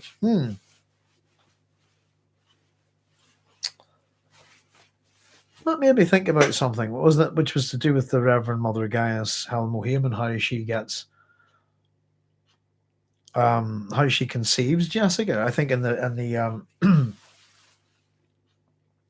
in the prequels, and I think that the idea is what happens to the Baron is inflicted upon him by the Reverend Mother in those stories, the fatness, etc., and all of this. But we get a sense here actually that doesn't add up at all. That there's a genetic factor with the Baron's family, just in what we're told about Rabban here. So it's one of those things that doesn't make the something that they've said in the prequels. Not that I've read too many of them, but it doesn't quite add up with what we're told here. Let me just find this, just to read it again. Obvious to the eye that he'd come one day to the portable suspensors for carrying his excess weight. Oh, yeah, but it's to do with it's the built, gross face and body with the Harkonnen paternal lines, narrow-set eyes, and bulge of shoulders, yet some rigidity in his fat. But it's obvious to the eye that he'd come one day to the portable suspensors for carrying his excess weight. Why would it be obvious to the eye, I suppose? But it must be, I think it's a trait of the family.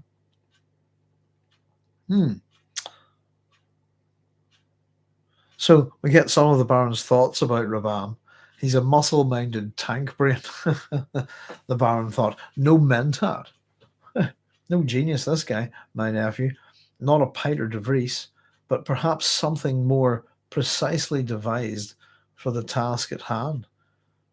If I give him freedom to do it, he'll grind over everything in his path. Oh, how he'll be hated here on Arrakis. So, yeah, Rabban is... can I go crush people? Basically, this kind of mentality. Sorry, not mentat.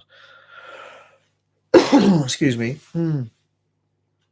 Quite a sort of villainous thug, a bit of a fool, though not too foolish, I think, as we'll see in this chapter.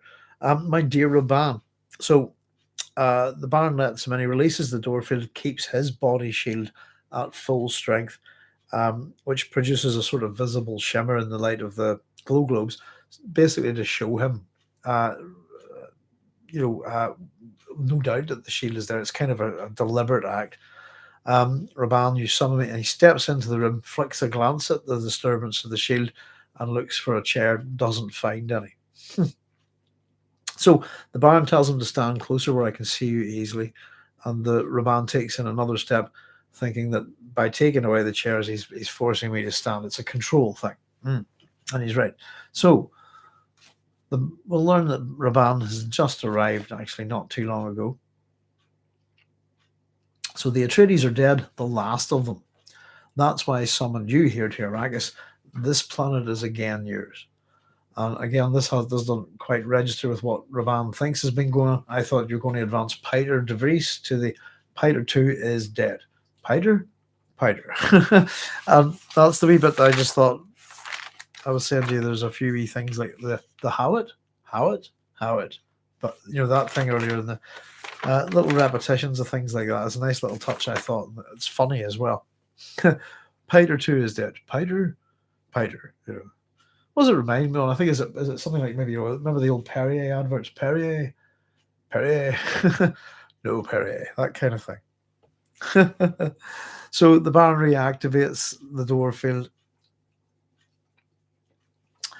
and it's blanked against all energy penetration. So Rabban says you finally tired of him.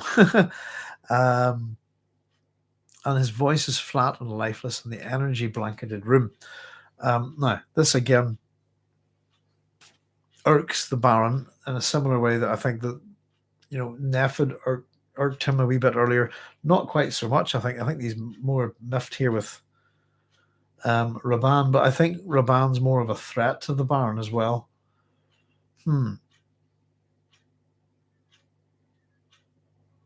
Where are we? Here we go. So okay.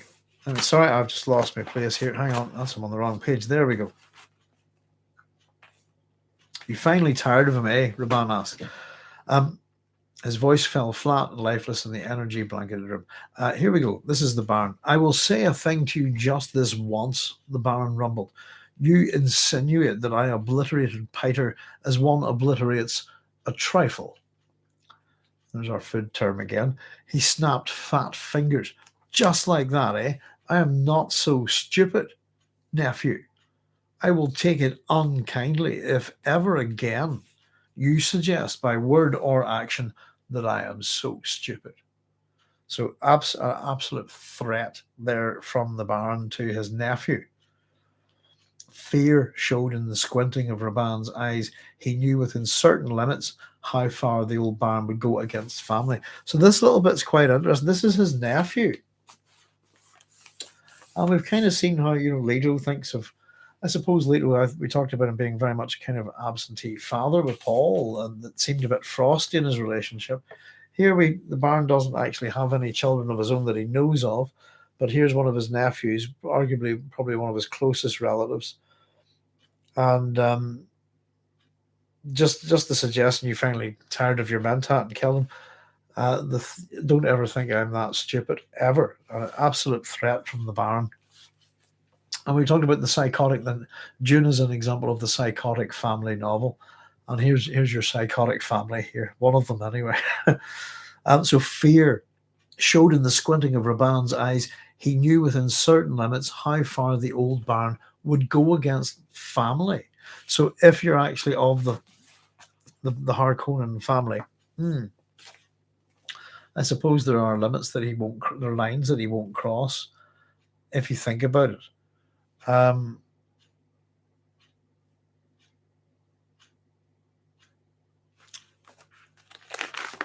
I think what the thoughts that go through Rabban's head here, he's definitely afraid. Certain limits, how far he'll go. We're told it's seldom to the point of death. And then there's unless outrageous profits involved. Oh, okay. Or outrageous provocation. But he notes that family punishments can be particularly painful, I think.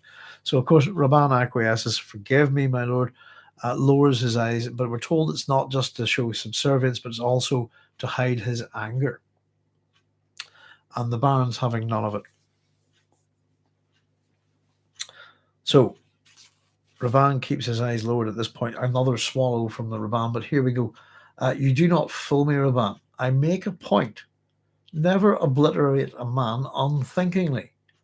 The way an entire fief might do it through some due process of law. Always do it for an overriding purpose and know your purpose. And anger comes up again. Again, he is angry. Spoke up in Rabban, but you obliterated the traitor Yui. I saw his body being carried out last night as I arrived. And it's almost as if he says he stares at his uncle. Let's just read this wee bit here. Um, Rabban stared at his uncle, suddenly frightened by the sound of these words, or of those words. So it's almost as the words come out, and he, oh my God, did I just say that? Suddenly frightened. Again, on with the Baron's lesson. Rabban stared at his uncle, suddenly frightened, but the Baron smiled. I'm very careful about dangerous weapons, he said. Dr. Yui was a traitor. He gave me the Duke. Strength poured into the Baron's voice. I suborned a doctor of the Sook school. The inner school. You hear, boy? But that's a wild sort of weapon to leave lying about. I didn't obliterate him casually. Now, Rabban's next question is very insightful. But it's that strength pouring into the Baron's voice there. I think the Rabban's next question is, does the Emperor know you suborned a Sook doctor?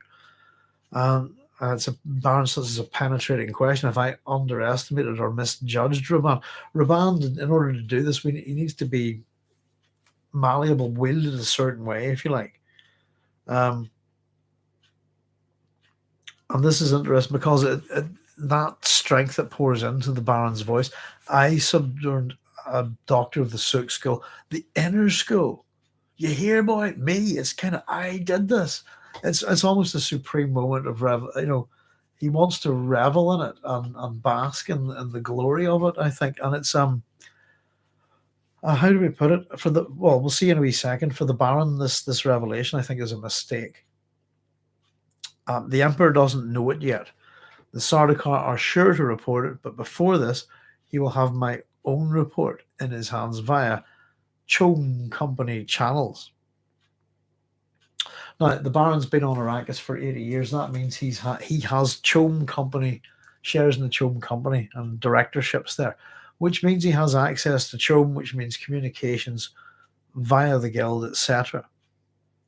I'm sure as does the Emperor, but simply put, he's got his connections and he's able to get reports to the Emperor before anyone else does. And again, this has been part of his plan. We were just talking about this a wee moment ago. All of the way that this plan has gone, but it includes all the sly reports tailored for the Emperor's ears alone. All this is part of that scheming. This is how he does it. We're getting a little bit of the details fleshed out. This is the explanation. We'll explain, hopefully, that we luckily discovered a doctor who pretended to the conditioning. A false doctor, you understand. Everyone knows you can't counter the conditioning of a Sook school, and because of this, everybody will accept this. So they'll just take it as a given. So the blag is that we didn't subdue a doctor of the Sook school. What we got was somebody who pretended to be conditioned, that they'd gone in to get the conditioning done, kind of hidden the fact that it hadn't worked. And so if there's any suspicion in relation to that, there would have been deceit on that doctor's part, and that the Sook school would take the blame for that, I think, Oh, goodness, I'm going to stop for a wee second, get some air, some fluids. I'll see if there's any comments here, folks. Goodness gracious. That's better. There's Rolando Sara saying, howdy. Hi, Rolando. How are you? Thanks for joining us. So this is, why doesn't Rabban know about Piter? Doesn't he have his own house spies as Fade does? Maybe he's not devious enough. It's a good question, I think. And does Rabban, if Fade knows about the plan, does Rabban know about the plan as well? I suppose ultimately what Piter's role would have been. The Baron hasn't revealed everything, I think, and I think he keeps things pretty tight. I'd imagine he does have his own house spies, etc. But I suppose Rabban comes across as I suppose within the archetypes, he as a villain, but also like a fool, really, beast-like, I suppose. Um, get the sense that Rabban just enjoys killing, that level of sadism, if you see what I mean. We'll maybe find out a wee bit more as we go. Oh, I suppose, let me see.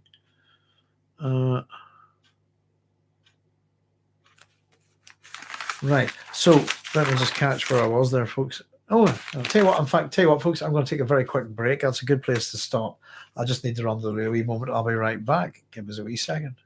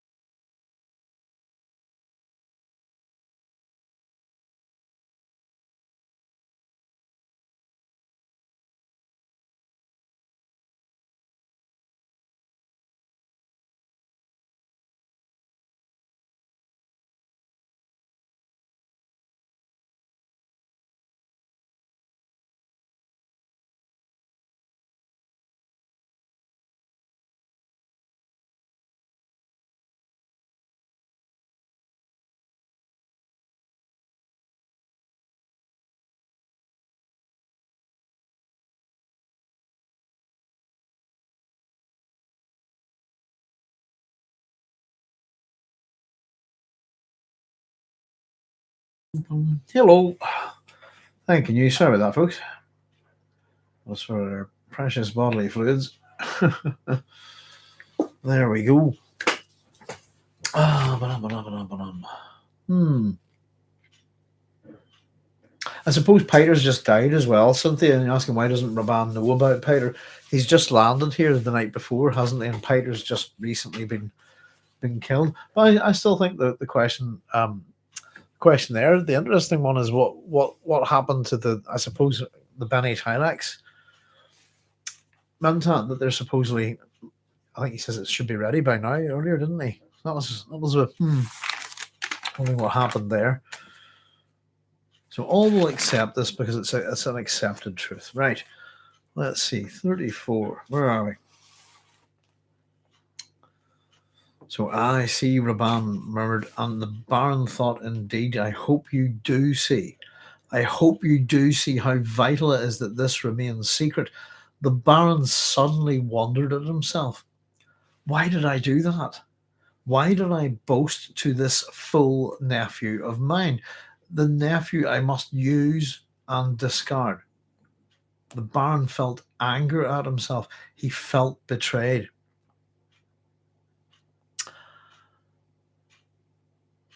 And yeah, it is interesting. He's had a moment of weakness. I think just at the point where we were talking about being very careful about dangerous weapons. Doctor Yu was a traitor. He gave me the Duke. Strength poured into the Baron's voice. It's this bit. I subjoined a doctor of the Sook school, the inner school. You hear, boy? It's that's that proudful boast. He needs to keep that quiet. Why did I let that slip out? It was boastful, wasn't it? It was not just a demonstration of his power, I suppose, but it's a demonstration of, yes, it's really the fact that what he did to you is a demonstration of the Baron's abilities. I think to I don't know, to do the impossible. I think, if you see what I mean, they're there are stalemates, I think, produced with technologies and sciences within the Dune universe, and the Baron, his household seems to be operating on the let's get around them, if you see what I mean. Hmm. I think he feels, yeah. But the good thing is, at this point, why have I said this to this fool? Fortunately, Rabban does get it here. And it must be kept secret, Rabban said. I understand. And the Baron sighed, and that's a sigh of relief, I think. I gave you different instructions about Arrakis this time, nephew. When last you ruled this place, I held you in strong rein. This time I have only one requirement. My lord, income. Income? Any idea, and again, in relation to what they've had to do to take Arrakis, have you any idea how much we spent to bring such military force to bear on the Atreides? You know, have you any, not even the first thing, when the guild charges for military transport. Rabban's expensive, is it? Yeah, it's expensive. Excuse me. Mm. The Baron shot. Well, it's expensive, eh? And it's expensive. It's a shout, isn't it? From the Baron. The Baron shot a fat arm towards Rabban. If you squeeze Arrakis for every cent it can give us for 60 years, you'll just barely repay us. Rabban opened his mouth, closed it without speaking. So this must be a jaw-dropping amount of expenditure. The wealth, this is the source of all wealth. The Harkonnens, we've been told, have been there for 80 years. They've been hoarding wealth, etc., for this moment. It's cost them, it's a ridiculous amount of money, isn't it? Whatever it may be. And of course, the Baron's been an astute saver, really, hasn't he? So if you squeeze Arrakis for every cent for 60 years, it'll just about repay us. So Rabban, again, it's just, yeah. And we get a little bit of a chat about the monopoly of the guild here, the Baron's opinion on it. So expensive, the Baron sneered. Here's why it's so expensive. The damnable guild monopoly on space would have ruined us if I hadn't planned for this expense long ago. You should know, Rabban, that we bore the entire brunt of it. We even paid for transport of the Sardaukar. So it seems that, I don't know, maybe I do get the sense that the Emperor is not doing too well financially before the Arrakis affair. I wonder about that. But they've carried all the costs, including shipping the Emperor's troops. And of course, we've been told that's just one legion, haven't we? So it shouldn't be that dear.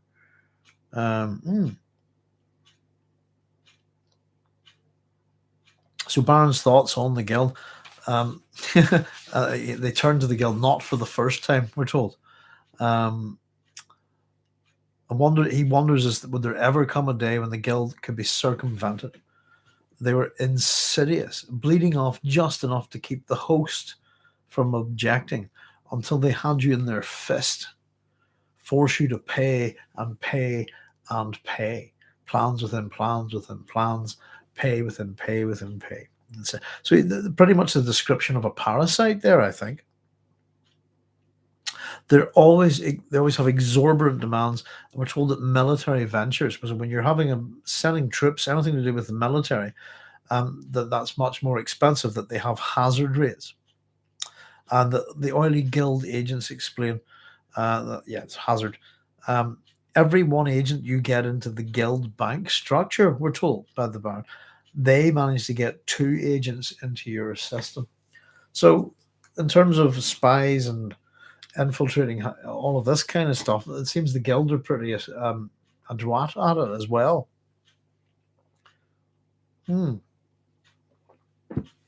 Goodness, I'll not do that again. Everything just went badly out of focus there.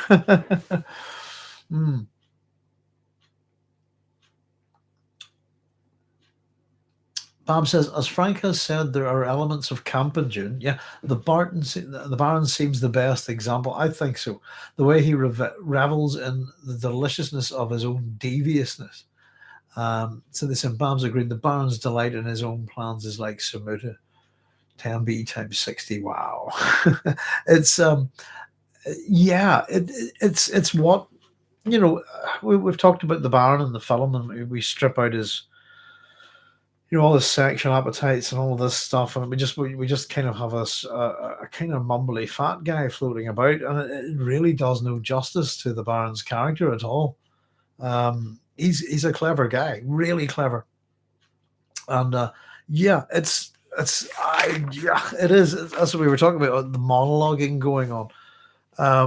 But it's that moment of, you have to understand that, I suppose, if we think about that, he says that everybody will accept this. Everybody also accepted this, the Sook conditioning, and that blind acceptance of that, whatever that entails. I think this is the Sook will go mad basically rather than break the conditioning. It causes some sort of mental or physical collapse. I think that he did it. I've done the impossible. I subjoined a doctor of the Sook called the inner school. You're here, boy. That's boasting, but it needs to be said. It's like, because it's never happened and nobody would believe it unless, it's that kind of thing. He just needs to say it out loud. And as much as he's also been nearly killed as well. I think he might be a little bit euphoric. His enemies seem to be dead and he's alive. And there's, it hasn't been casualty free on the Baron's side. I suppose not everything's gone absolutely to plan, but at the minute it looks pretty good for him. Piter can be replaced, but yeah, the damn guild. Yeah, so everybody's house probably is riddled with guild spies. The guild have an absolute monopoly, in particular when it comes to the military. And again, he describes it as their closed fist. Insufferable. With an exclamation mark. That's the Baron. Insufferable. Income then, says Rabban. Yeah. The Baron lowered his arm, made a fist, and you must squeeze. So we've got that fist of the guild bank, if you like, the fist of the Harkonnen. We're going to squeeze. And here we go. I suppose here's Rabban's slightly sadistic nature coming out. And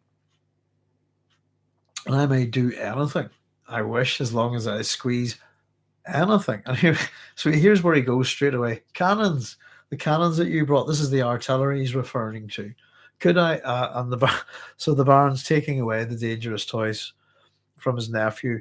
I'm removing them, the Baron said. But you, and it's like, oh, I want to play with the cannons. There's almost a childish reaction to it, and of course the Baron describes them as toys here. You won't need such toys, suggesting that Rabban is a bit of a kid here in some ways. I suppose has a childish mentality and revels in violence and weapons of destruction. You won't need such toys. They were a special innovation, now useless. We need the metal. That's quite an interesting point. For recycling, I suppose, into something else. They cannot go, as I imagine the metal is going to be needed for parts and stuff like that on Arrakis. They cannot go against the shield, Rabban. Okay. They're merely the unexpected. It was predictable that the Duke's men would retreat into the cliff caves on this abominable planet. Our cannon merely sealed them in. Because Rabban points out that the Fremen don't use shields, so surely that would be a good weapon to use against the Fremen. But they're getting rid of them. They're a one-time wonder, if you like. Fremen don't use shields. So the Baron rather nicely says, well, you can keep some las guns in that case, if you like. Yes, my lord, and I have a free hand as long as you squeeze, says the Baron. And Rabban smiles, gloating, understands perfectly. But of course, the Baron tells him, no, you don't. You understand nothing perfectly. To understand perfectly is, I suppose, an absolute, wouldn't it be? It's clear from the outset. What you do understand is how to carry out my orders. There we go again. it's not exactly a. It was just you're going. You know how to do what I tell you, and that's it. Basically, do what I tell you. Has it occurred to you that there are at least 5 million persons on Arrakis? Is what the Baron says. There are at least 5 million persons on this planet. Now, here we go. We get a little bit of Rabban showing a bit of backbone here and a little bit that he's not a complete idiot, I suppose. Does my lord forget that I was his regent Siridar here before? And if you'll forgive me, I think your estimate's a bit low. Yeah, quite. I suppose this comes from Rabban. He's been here. He has been the planetary Siridar, the governor of this planet. They don't like him very much. It's difficult to count a population scattered amongst sinks and pans, the way they're here. And when you consider the Fremen he says, the Fremen aren't worth considering. Now, this is another thing that I find hard to believe, that the Baron wouldn't factor these people in any way. They're not worth considering. And again, maybe that's got something to look, that he just maybe sees people as tools, to be used and utilized towards his own gains. But I think it's and we're going to get a little bit of this, hopefully maybe changes here. But the Fremen are not worth considering. And I asked the question, why? Why wouldn't he consider them? And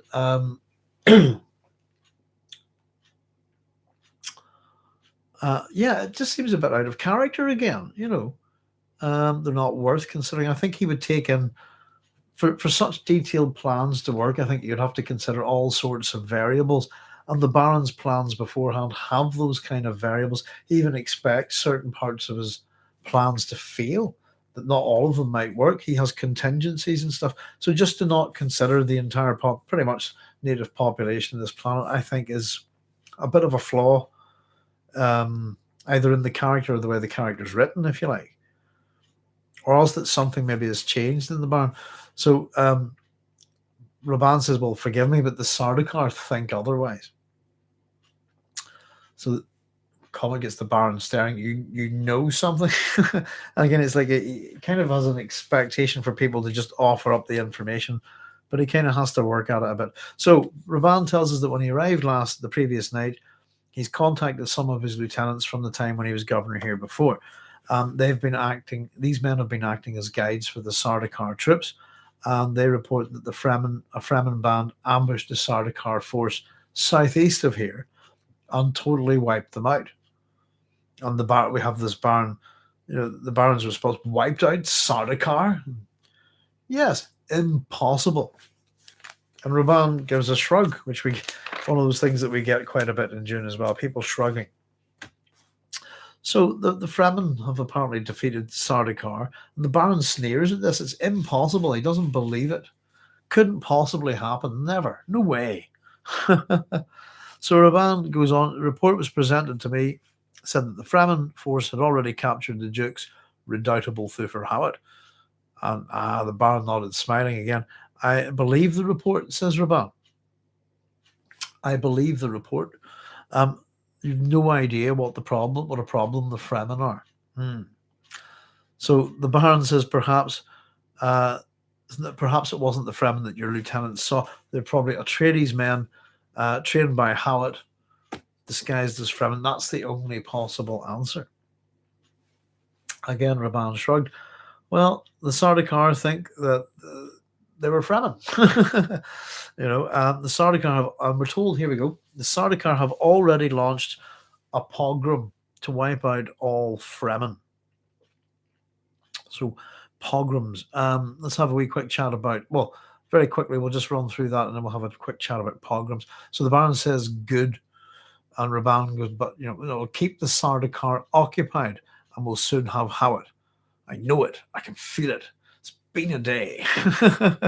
Sardaukar all hunting, useless desert bands. We get the real prize. So let them hunt the Fremen. We want Thufir Hawat. This is a distraction for the Sardaukar. So a pogrom. We'll hear the word pogrom mentioned a good few times within the Dune universe. Let me see, what have I got on pogroms? Pogrom, from the Russian prefix po and the verb grommet, which simply means to destroy, to wreak havoc, to demolish violently. So it's a Russian phrase. and is most associated, I suppose, with organized massacres of ethno-religious groups, but especially relating to the Jewish people in Russia and Eastern Europe. I had a wee look at pogroms on Wikipedia.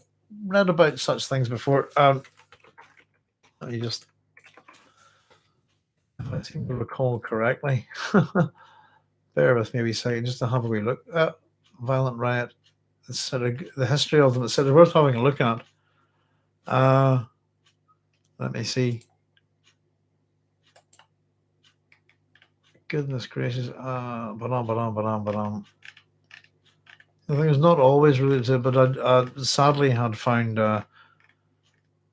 pogroms related to Northern Ireland and Ireland somewhere, but I'm wondering where did I find it. The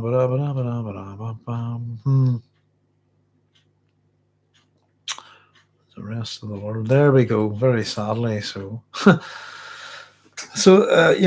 Interesting. This is just from my own point of view. In 1904 in Ireland, the Limerick boycott caused several Jewish families to leave the town. During the 1911 Trigador riot in Wales, Jewish homes and businesses were looted and burned over a period of a week before the British Army was called in by the then Secretary Winston Churchill, Home Secretary, described the riot as a pogrom. In 1919, there was a pogrom in Argentina during the tragic week. So here we go. We're in there too. The north of Ireland, hi. During the early 20s, violent riots, which were aimed at the expulsion of a religious group, took place. So in 1920, Lisburn and Belfast saw violence related to the Irish War of Independence and partition of Ireland. On July 20th, in Belfast, Protestant loyalists marched on the Harland and Wolff shipyards and forced over 11,000 Catholic and left-wing Protestant workers from their jobs. Sectarian actions often referred to as the Belfast pogrom. And the history of the Northern Ireland state. So by the end of the first 6 months of 1922, hundreds of people have been killed. Sectarian violence in newly formed Northern Ireland on per capita basis, 4 Roman Catholics killed for every 1 Protestant. There we go. Absolutely disgusting. Sad. So this is it's interesting how things move around the world, if you see what I mean. So the term pogrom, for want of a better ethno-religious genocide, if you like, or any particular ethno-religious group. So the Sardaukar are out to wipe the Fremen out. I've also made a wee point of, as much as the word and its use, I suppose, within the modern era, whatever that really means, but I've also sort of made a wee note here that this reminded me on the Druids. And let me see. The Romans basically wiping out the Druids. That's just an interesting little thing in Roman Britain. Who's that? Is that let me see. I'm trying to remember the chap's name. Is it Suetonius Paulinus or something like that? Suetonius Paulinus. Let's see if that's him.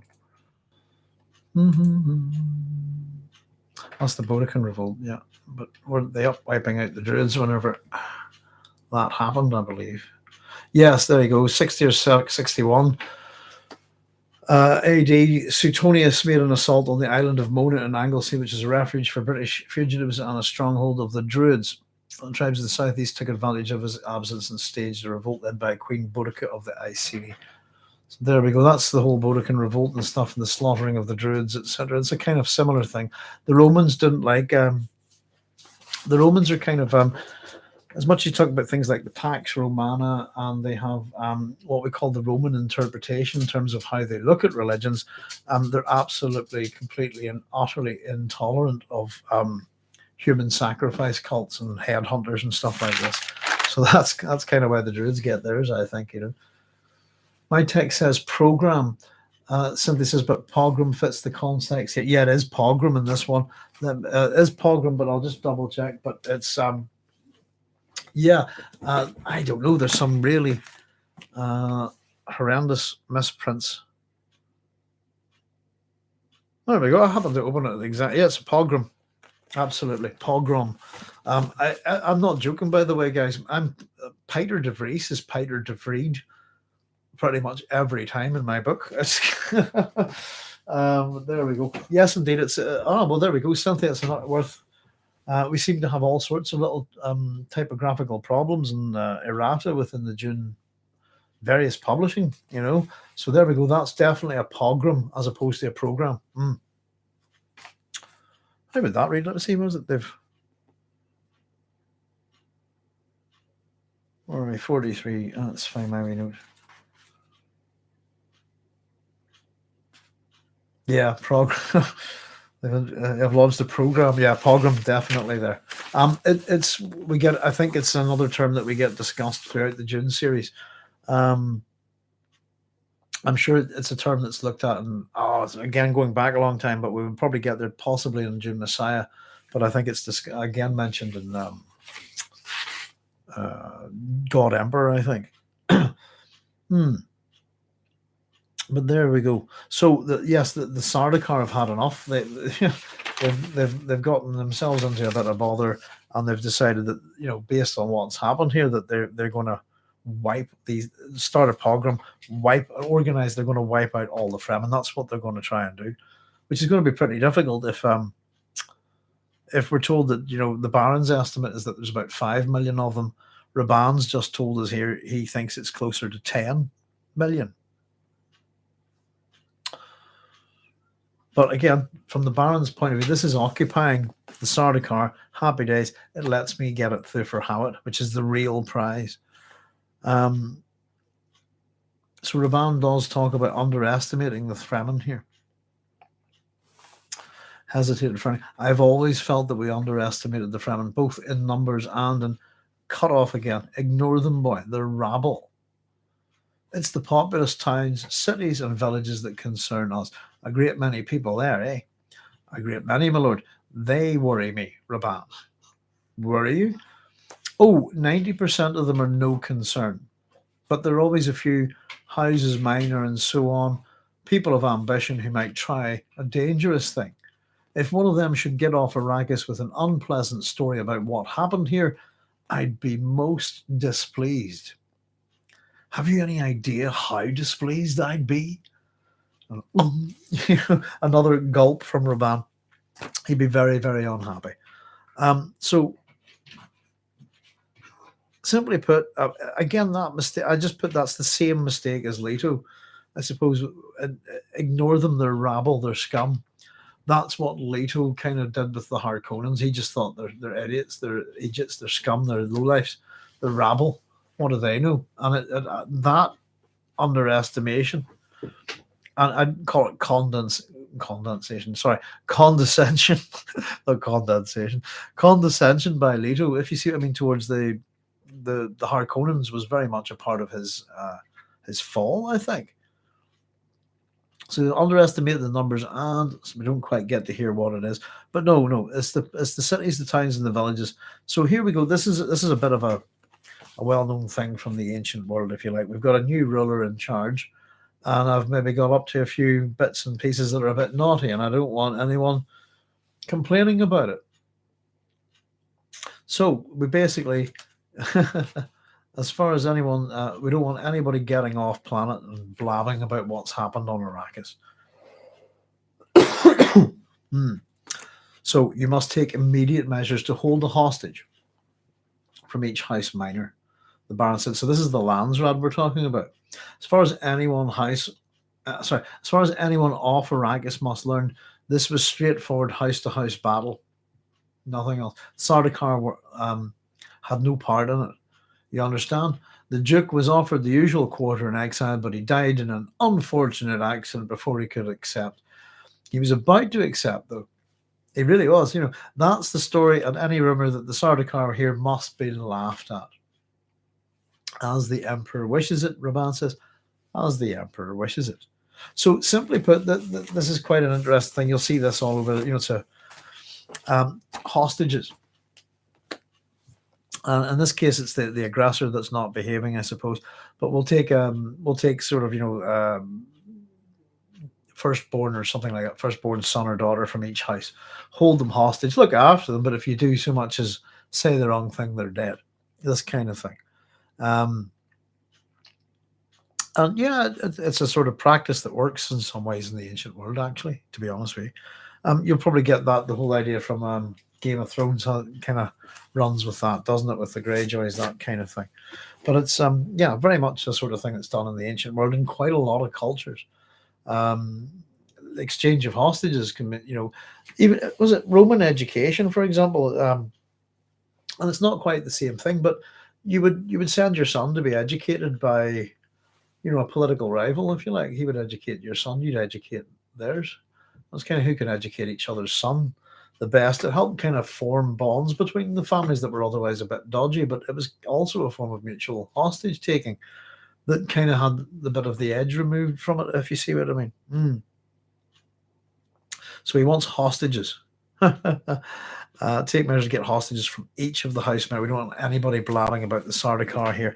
Control of information. Power and fear. That's it. We're going to take your members of your families and we're going to hold them. And if you open your mouths, we'll kill them. And that's what a hostage is, essentially. So, and again, this is from a political entity within the empire. The house is minor. As far as I know, straight ball. And of course, it's the old. It's almost hysterically funny now, isn't it? It's such a. Oh, I don't know what is it. It's such a stereotypical thing. Oh, he's had an accident. There's an awful lot of accidents happening here, or people about to have accidents, etc. And he'll have an unfortunate accident, but before he could accept, he told us he would have accepted this kind of thing. So there, and then they can have his terribly unfortunate accident. So things seem to be settling in, as much as the Baron's not paying attention to the Fremen here at all. He's Rabban kind of wants to warn him about it, but it's a side thing. It's let the Sardaukar. In fact, they want to wipe them out. Happy days, get them out there. Let's grab Thufir Hawat. He's the prize here, and we're just going to keep it. And that's what we'll do. Before we do anything, we start getting hostages. We'll keep everybody's mouths shut. Give them time to sort of adapt to arriving on Arrakis and having to now squeeze for every single penny. What about the smugglers Rabban pipes in? And again, the Baron, nobody believes them. They're tolerated but not believed.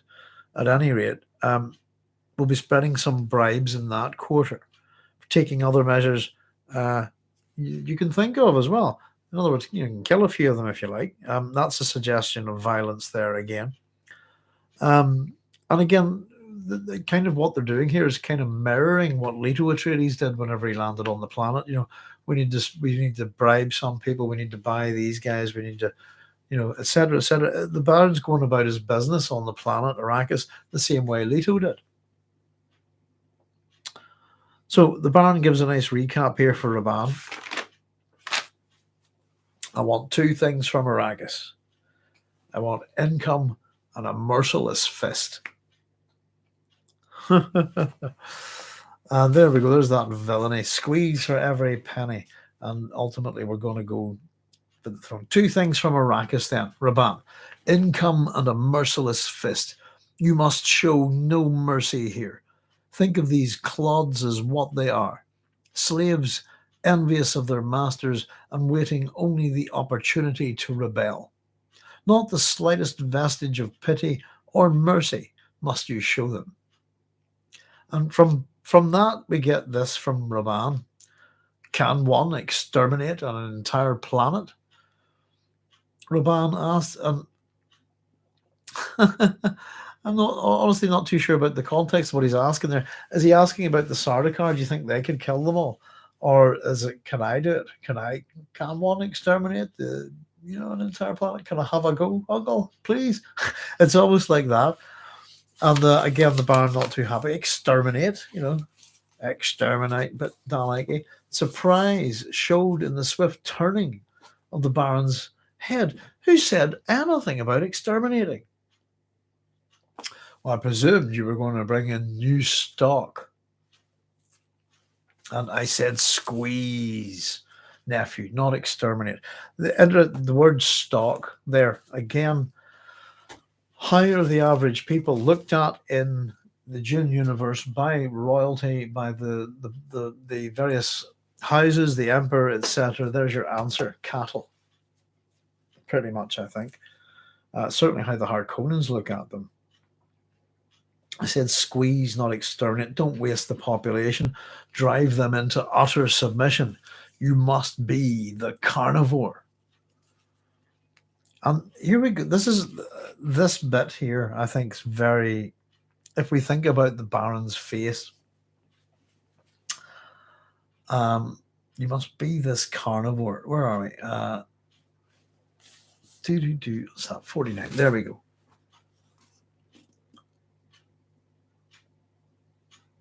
You must be the carnivore, my boy. He smiled, and here we get this description of the Baron: a baby's expression in his dimpled fat face. Oh, a carnivore never stops, shows no mercy, never stop. Sorry, show no mercy, never stop. Mercy is a chimera. It can be defeated by the stomach rumbling its hunger, by the throat carrying its thirst. You must be always hungry and thirsty. The Baron caressed his bulges beneath the suspensors. Like me. So you have to be the carnivore like me. Mercy is a chimera. So it's a varied thing, I suppose, made up of different. It can be defeated by the stomach rumbling its hunger, by the throat crying thirst. You must always be hungry and thirsty. There we go. I thought I would have scribbled something down on the chimera here, but I haven't at all. Chimera is a monster from Greek mythology, and has, let me see, has a lion's body, has a kind of goat's head coming out the back, and then has the tail, has a head which is like a fire-breathing serpent, I think, and that's the chimera, and it's associated with the hero Bellerophon. It's another one of these kind of monsters that just kind of runs around wrecking the place, really, and something has to be done about it. But it's a multi-formed. It's a, I suppose, polymorphic animal. I suppose if that's the right term. Yeah.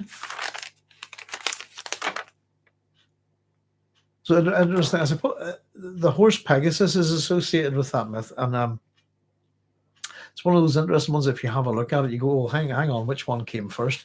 Because we also have an association with the horse Pegasus, with the Perseus myth, and Pegasus is supposed to be born in one of the stories from the blood of Medusa. I think, yeah. So the Bellerophon's an interesting Greek hero. Anybody wants to check that one out, have a wee look at him on Wikipedia or something like that. But yeah, the chimera is a cool monster, I have to say. So let's see, where did we get to? Yeah, you've got to be this carnivore.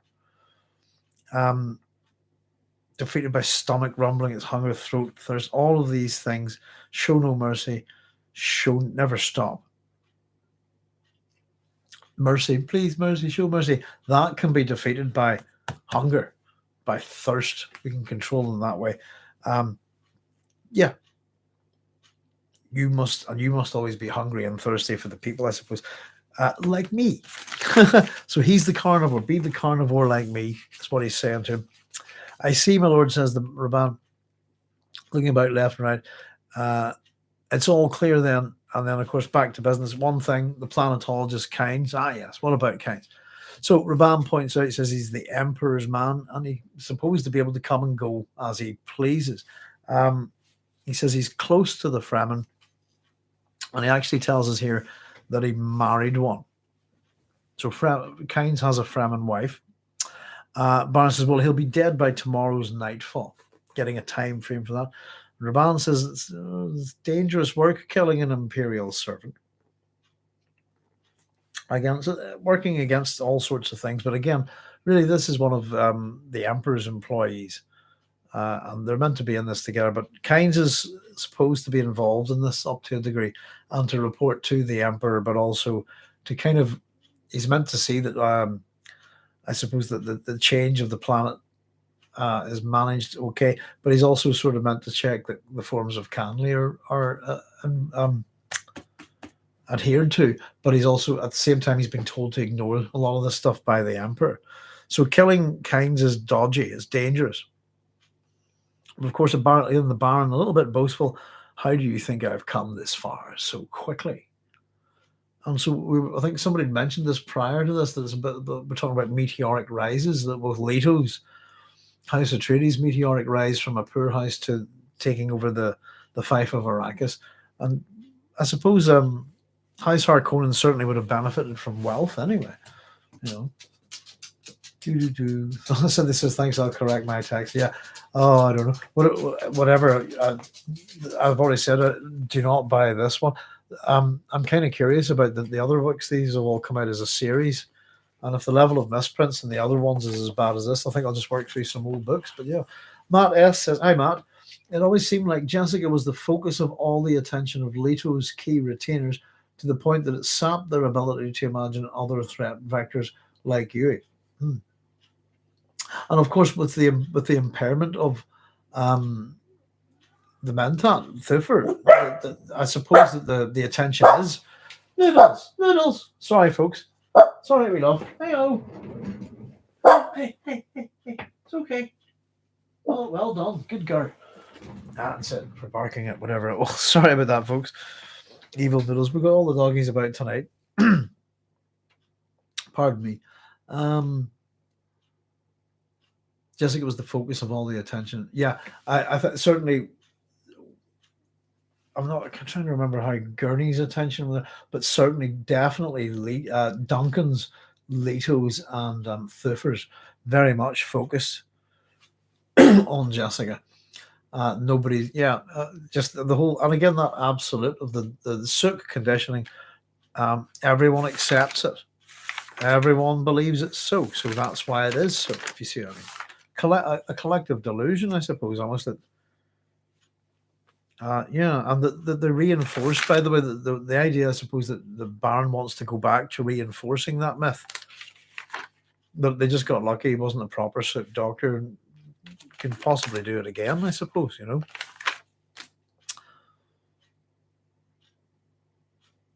So the next bit, the Baron's, how do you think I've come this far so quickly? His voice is low, charged with unspeakable adjectives. I think that's just like him sort of mumbling and swearing under his breath, almost as if his voice was low, charged with unspeakable adjectives. I like that. That's a nice little sentence by Frank. I think it's funny. Okay. Besides, you need never have feared Kynes would have left Arrakis. You're forgetting that he's addicted to the spice. Here we go. Of course, says Rabban. But simply put, the Baron points out you needn't fear that Kynes was leaving Arrakis. He's addicted to spice. So they stare at each other in silence, of course, there. And presently, the Baron says, it makes them think, doesn't it?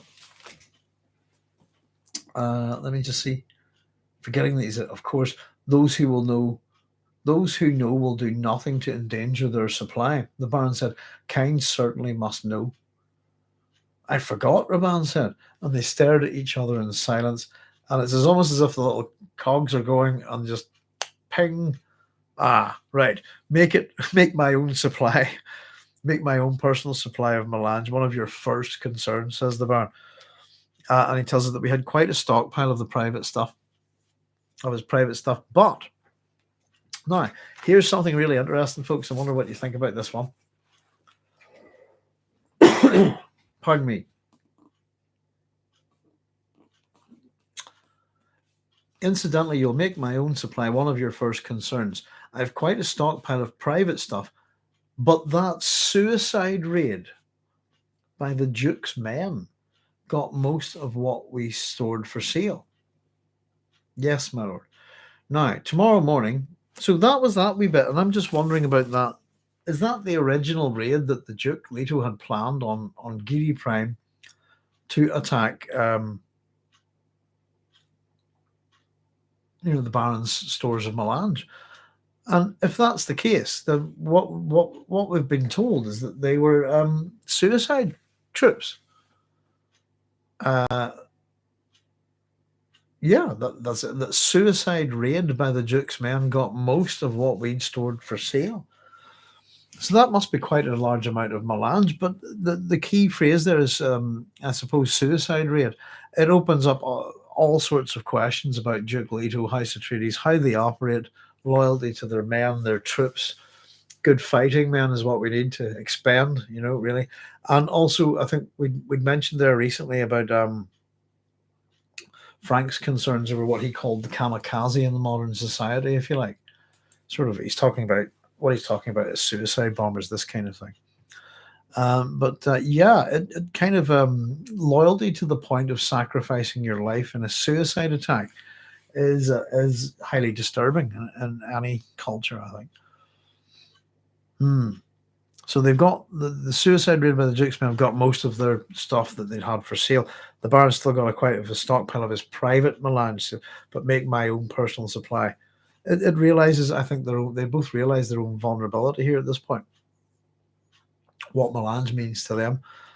So Baron said, tomorrow morning, anyway, we're going to assemble what remains of the organization here, and you're to say to them,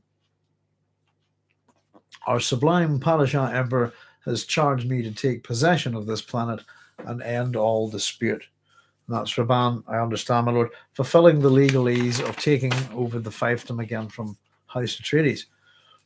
Not that I suppose that House Atreides haven't really given it up in that sense, with Paul still wandering about there. So this time, I understand, but this time, I'm sure you do. We're going to do more of this detail tomorrow. Let me sleep. So the Baron deactivates the door field and watches Rabban leave, and we get his last thoughts here. And here we go. This is how House Harkonnen looks at the hero, what a hero is, and how it's to be used to manipulate people. I'll just read the whole thing actually here, rather than. Pardon me. No. A tank brain, the Baron thought. He watched his nephew go out of sight. A tank brain, the Baron thought. Muscle-minded tank brain. They will be bloody pulp here when he's through with them. Then, when I send in Fade Rautha to take the load off them, they'll cheer their rescuer. Beloved Fade Rautha, benign Fade Rautha, the compassionate one who saves them from a beast. Fade Rautha, a man to follow and die for. The boy will know by that time how to oppress with impunity. I'm sure he's the one we need. He'll learn. And such a lovely body. Really a lovely boy. And whoops, there we go. So he drifts off at the very end. As is usual with the Baron, it kind of ends in either food or paedophilic kind of lust. And he has that there. This is all going to work out. We've got the summation of all of this plan here. And I'm going to make Fade into a hero. I'm going to make Rabban into an absolute villain. He's going to crush and squeeze these people till they're bloody pulp. When he's finished with them. And then we'll send in Fade. So this is what he had planned for Piter. Piter was to be the instrument to crush, torture, and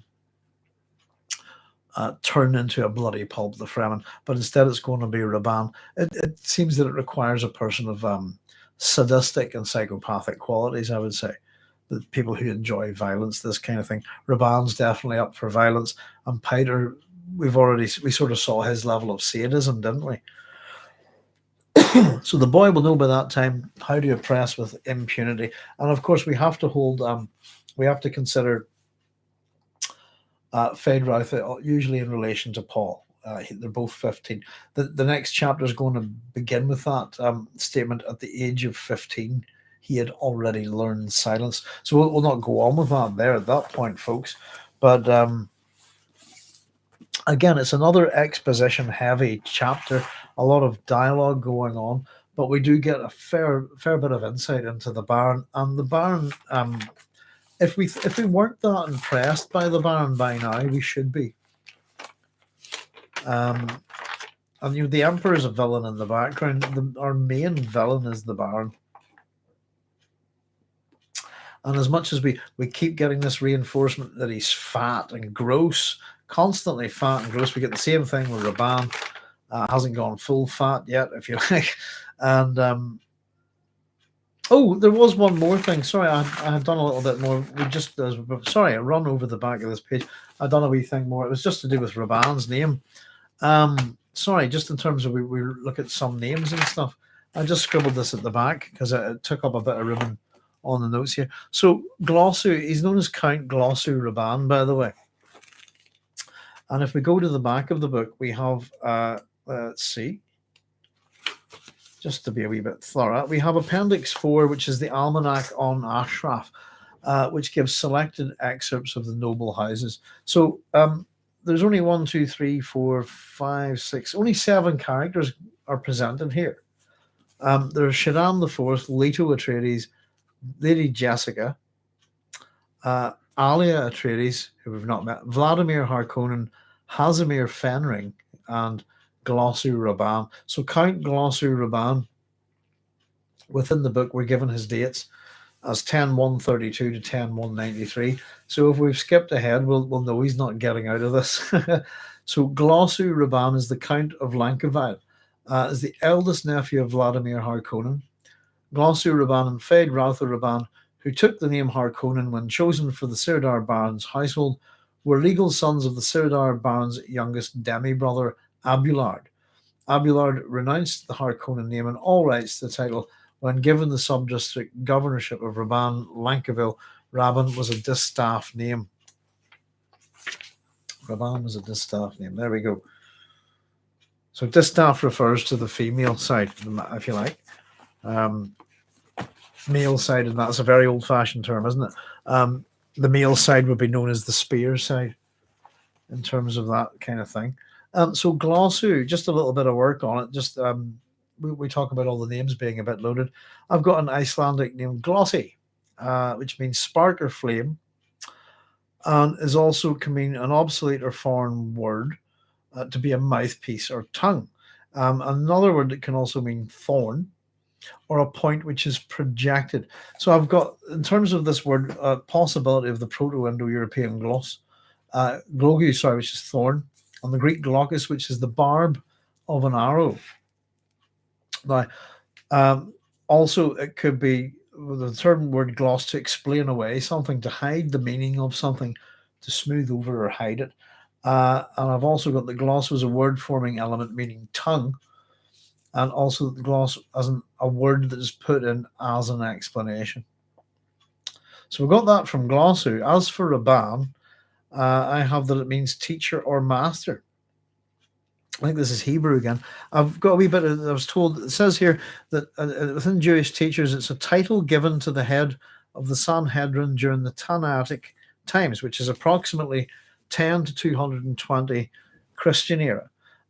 So it says here that the Sanhedrin is the supreme council and tribunal of the Jews during the post-exilic times, high priest, and has religious, civil, and criminal jurisdiction. So the Tannim, in that sense, repeaters or teachers. And also the rabbinic sages and their views are recorded in the Mishnah, if I've said that correctly, from 10 to 220 CE. So basically, and we talked about this one, I think, recently. But the name is like a teacher or master. The first name, Spark, Fire, possibly Thorn, also to be a mouthpiece. You could interpret that in a number of different ways, possibly. But that Rabban is going to teach the Fremen what a thorn he is, if you see what I mean, that kind of thing, possibly. It's one of those ones that the meaning's not really very obvious, and I don't think I can get a proper etymology. Glossu, the best I can do, I think, is Icelandic, and Rabban, I think, is Hebrew. But yeah, just sort of mucking around with what we can find on the internet, not really doing some proper language work.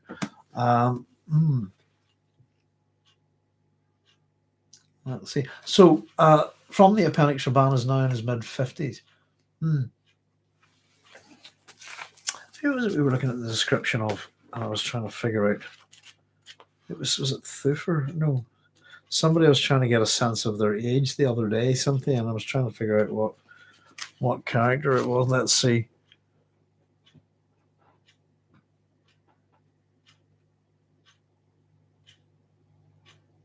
Yeah, it'd be in his late 50s, yeah. Mid 50s, yeah. Lady Jessica. Oh well, we get the 150. Let me see. There's a couple there actually. I can't find all my pens, but there we go. There's one. Oh, you want to write on that page there. 154.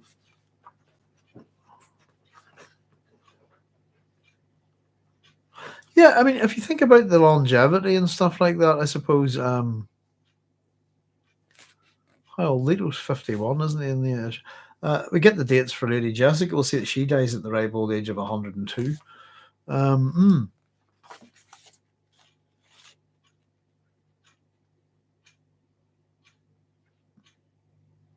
Yeah, and we're told that I suppose with the Harkonnen fit's almost turned to fat, this kind of thing. But yeah, I don't know. Again, it's probably just that.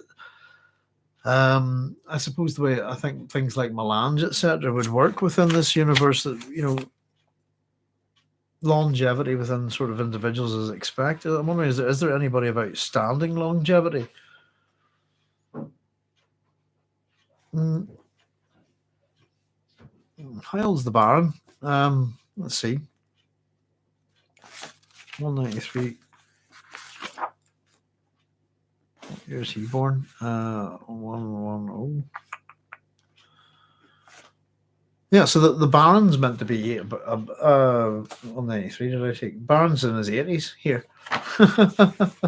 So there you go. A little bit of insight there, and gives you a wee sense. Some of these things are presented to us. We can actually check them out. But yes, indeed, and Rabban's due to die in a couple of years. There we go. Pointed out because Rabban is presented as a sibling of Fade, who's 15. That's a good point. Yeah. I think Lord Crunk says, ironic, the sadistic Baron wants a semi-good Harkonnen Fade to eventually take charge. It's the appearance of a hero, I think. And it is that, eventually a Harkonnen will be on the throne anyway, I suppose. There's something a bit Macbethy about it, if that's the word. But yeah, you're a very good point, Cynthia. Rabban is, what do we work out? He's late to mid-50s in this book, isn't he? Let me see. Very quickly, grab those dates. Where do we see him?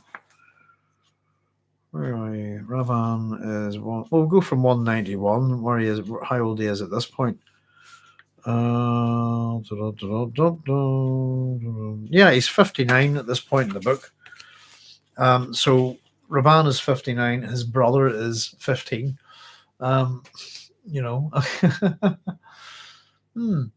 Many years apart. Yeah, I suppose my brother and I are a generation apart, but it's not. Goodness, it's not several generations. That's an age difference, isn't it? Yeah, I don't know. We get the sense that there's something about Rabban's their father, isn't it, or something like that? I don't know.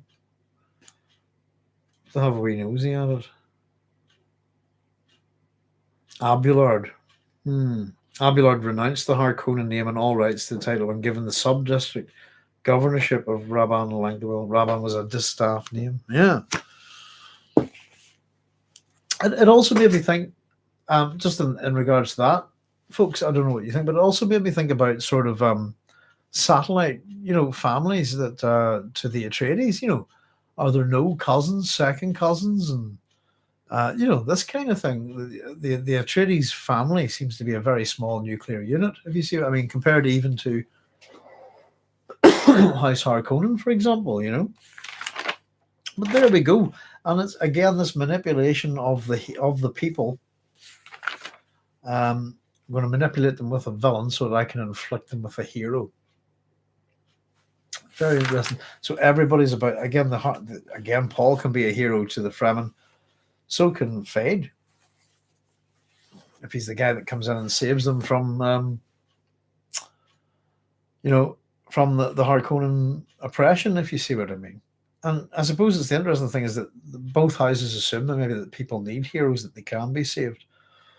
And this book's going to explore, I suppose, the nature of that, and I suppose the need for a hero. This is the people that need them and create them. But there we go, folks. I'm feeling a bit better, and my throat isn't anywhere near as bad. And I thought we got through that quite well there tonight, without me coughing. But they are exposition and action kind of heavy, these chapters. So we're getting our plots and plans. There's sort of less fun to explore in terms of finding out things about Arrakis, but we're getting there. But definitely, all the pieces are coming together, and we're going to get a little bit more of this. We're going to have a good wee chat about chaos, I think, and we're going to see Paul and Jessica in a survival situation again. On the planet Arrakis in the next chapter, which I'm looking forward to. So there we go, folks. Thank you very much for joining me. I'm going to cut it short here tonight. Surprise me, I've done 2.5 hours as usual. And we'll be hopefully not guaranteed anything, but if we're not on tomorrow night at 9 for our Science Fiction Friday, then we'll probably be on Science Fiction Saturday, where we've got lots and lots of things to talk about, as always. So thank you very much. At the minute, just folks, we have a few things going on here, so I hope you can bear with me in terms of we'll do our best to stick to our schedules of Thursdays and Sundays at 9 p.m. GMT +1. But there may be the odd one that we don't make, unfortunately. I'll always do my best to keep you updated. As far as I'm concerned, hopefully we'll try and get to them all. As we say, we should be there tomorrow night, hopefully, all things considered, and also on Sunday at 9 o'clock, 9 p.m. GMT +1 for chapter 27. Instead of whichever version of the Dune book we're reading, that's the one that begins with the epigraph. At the age of 15, he had already learned silence. I quite like these wee short epigraphs as well. I think they're more interesting. And again, just to sort of leave it, the comment on the reader begins with this: "What do you despise? By this you're truly known." And it's not that we need to particularly answer these things to other people or anything like that, but it's an interesting exercise, and I think that there certainly. We're being asked to look at ourselves in terms of this book and how we approach the hero. We're not there yet, actually. The deceit isn't obvious, and we're following our heroic story the way we should. And a possible, I suppose that we're getting almost, think of fate almost as, in that sense, an anti-hero in almost a literal sense of the word. There we go, folks. Listen, once again, thank you very much for joining me. I greatly appreciate it. And I really do. And I hope you have enjoyed going through the book with me. We'll see you the next time for chapter 27. In the meantime, I will say good night. Look after yourselves no matter where you are, and take care. Thanks very much. All the best. Bye-bye. Bye-bye.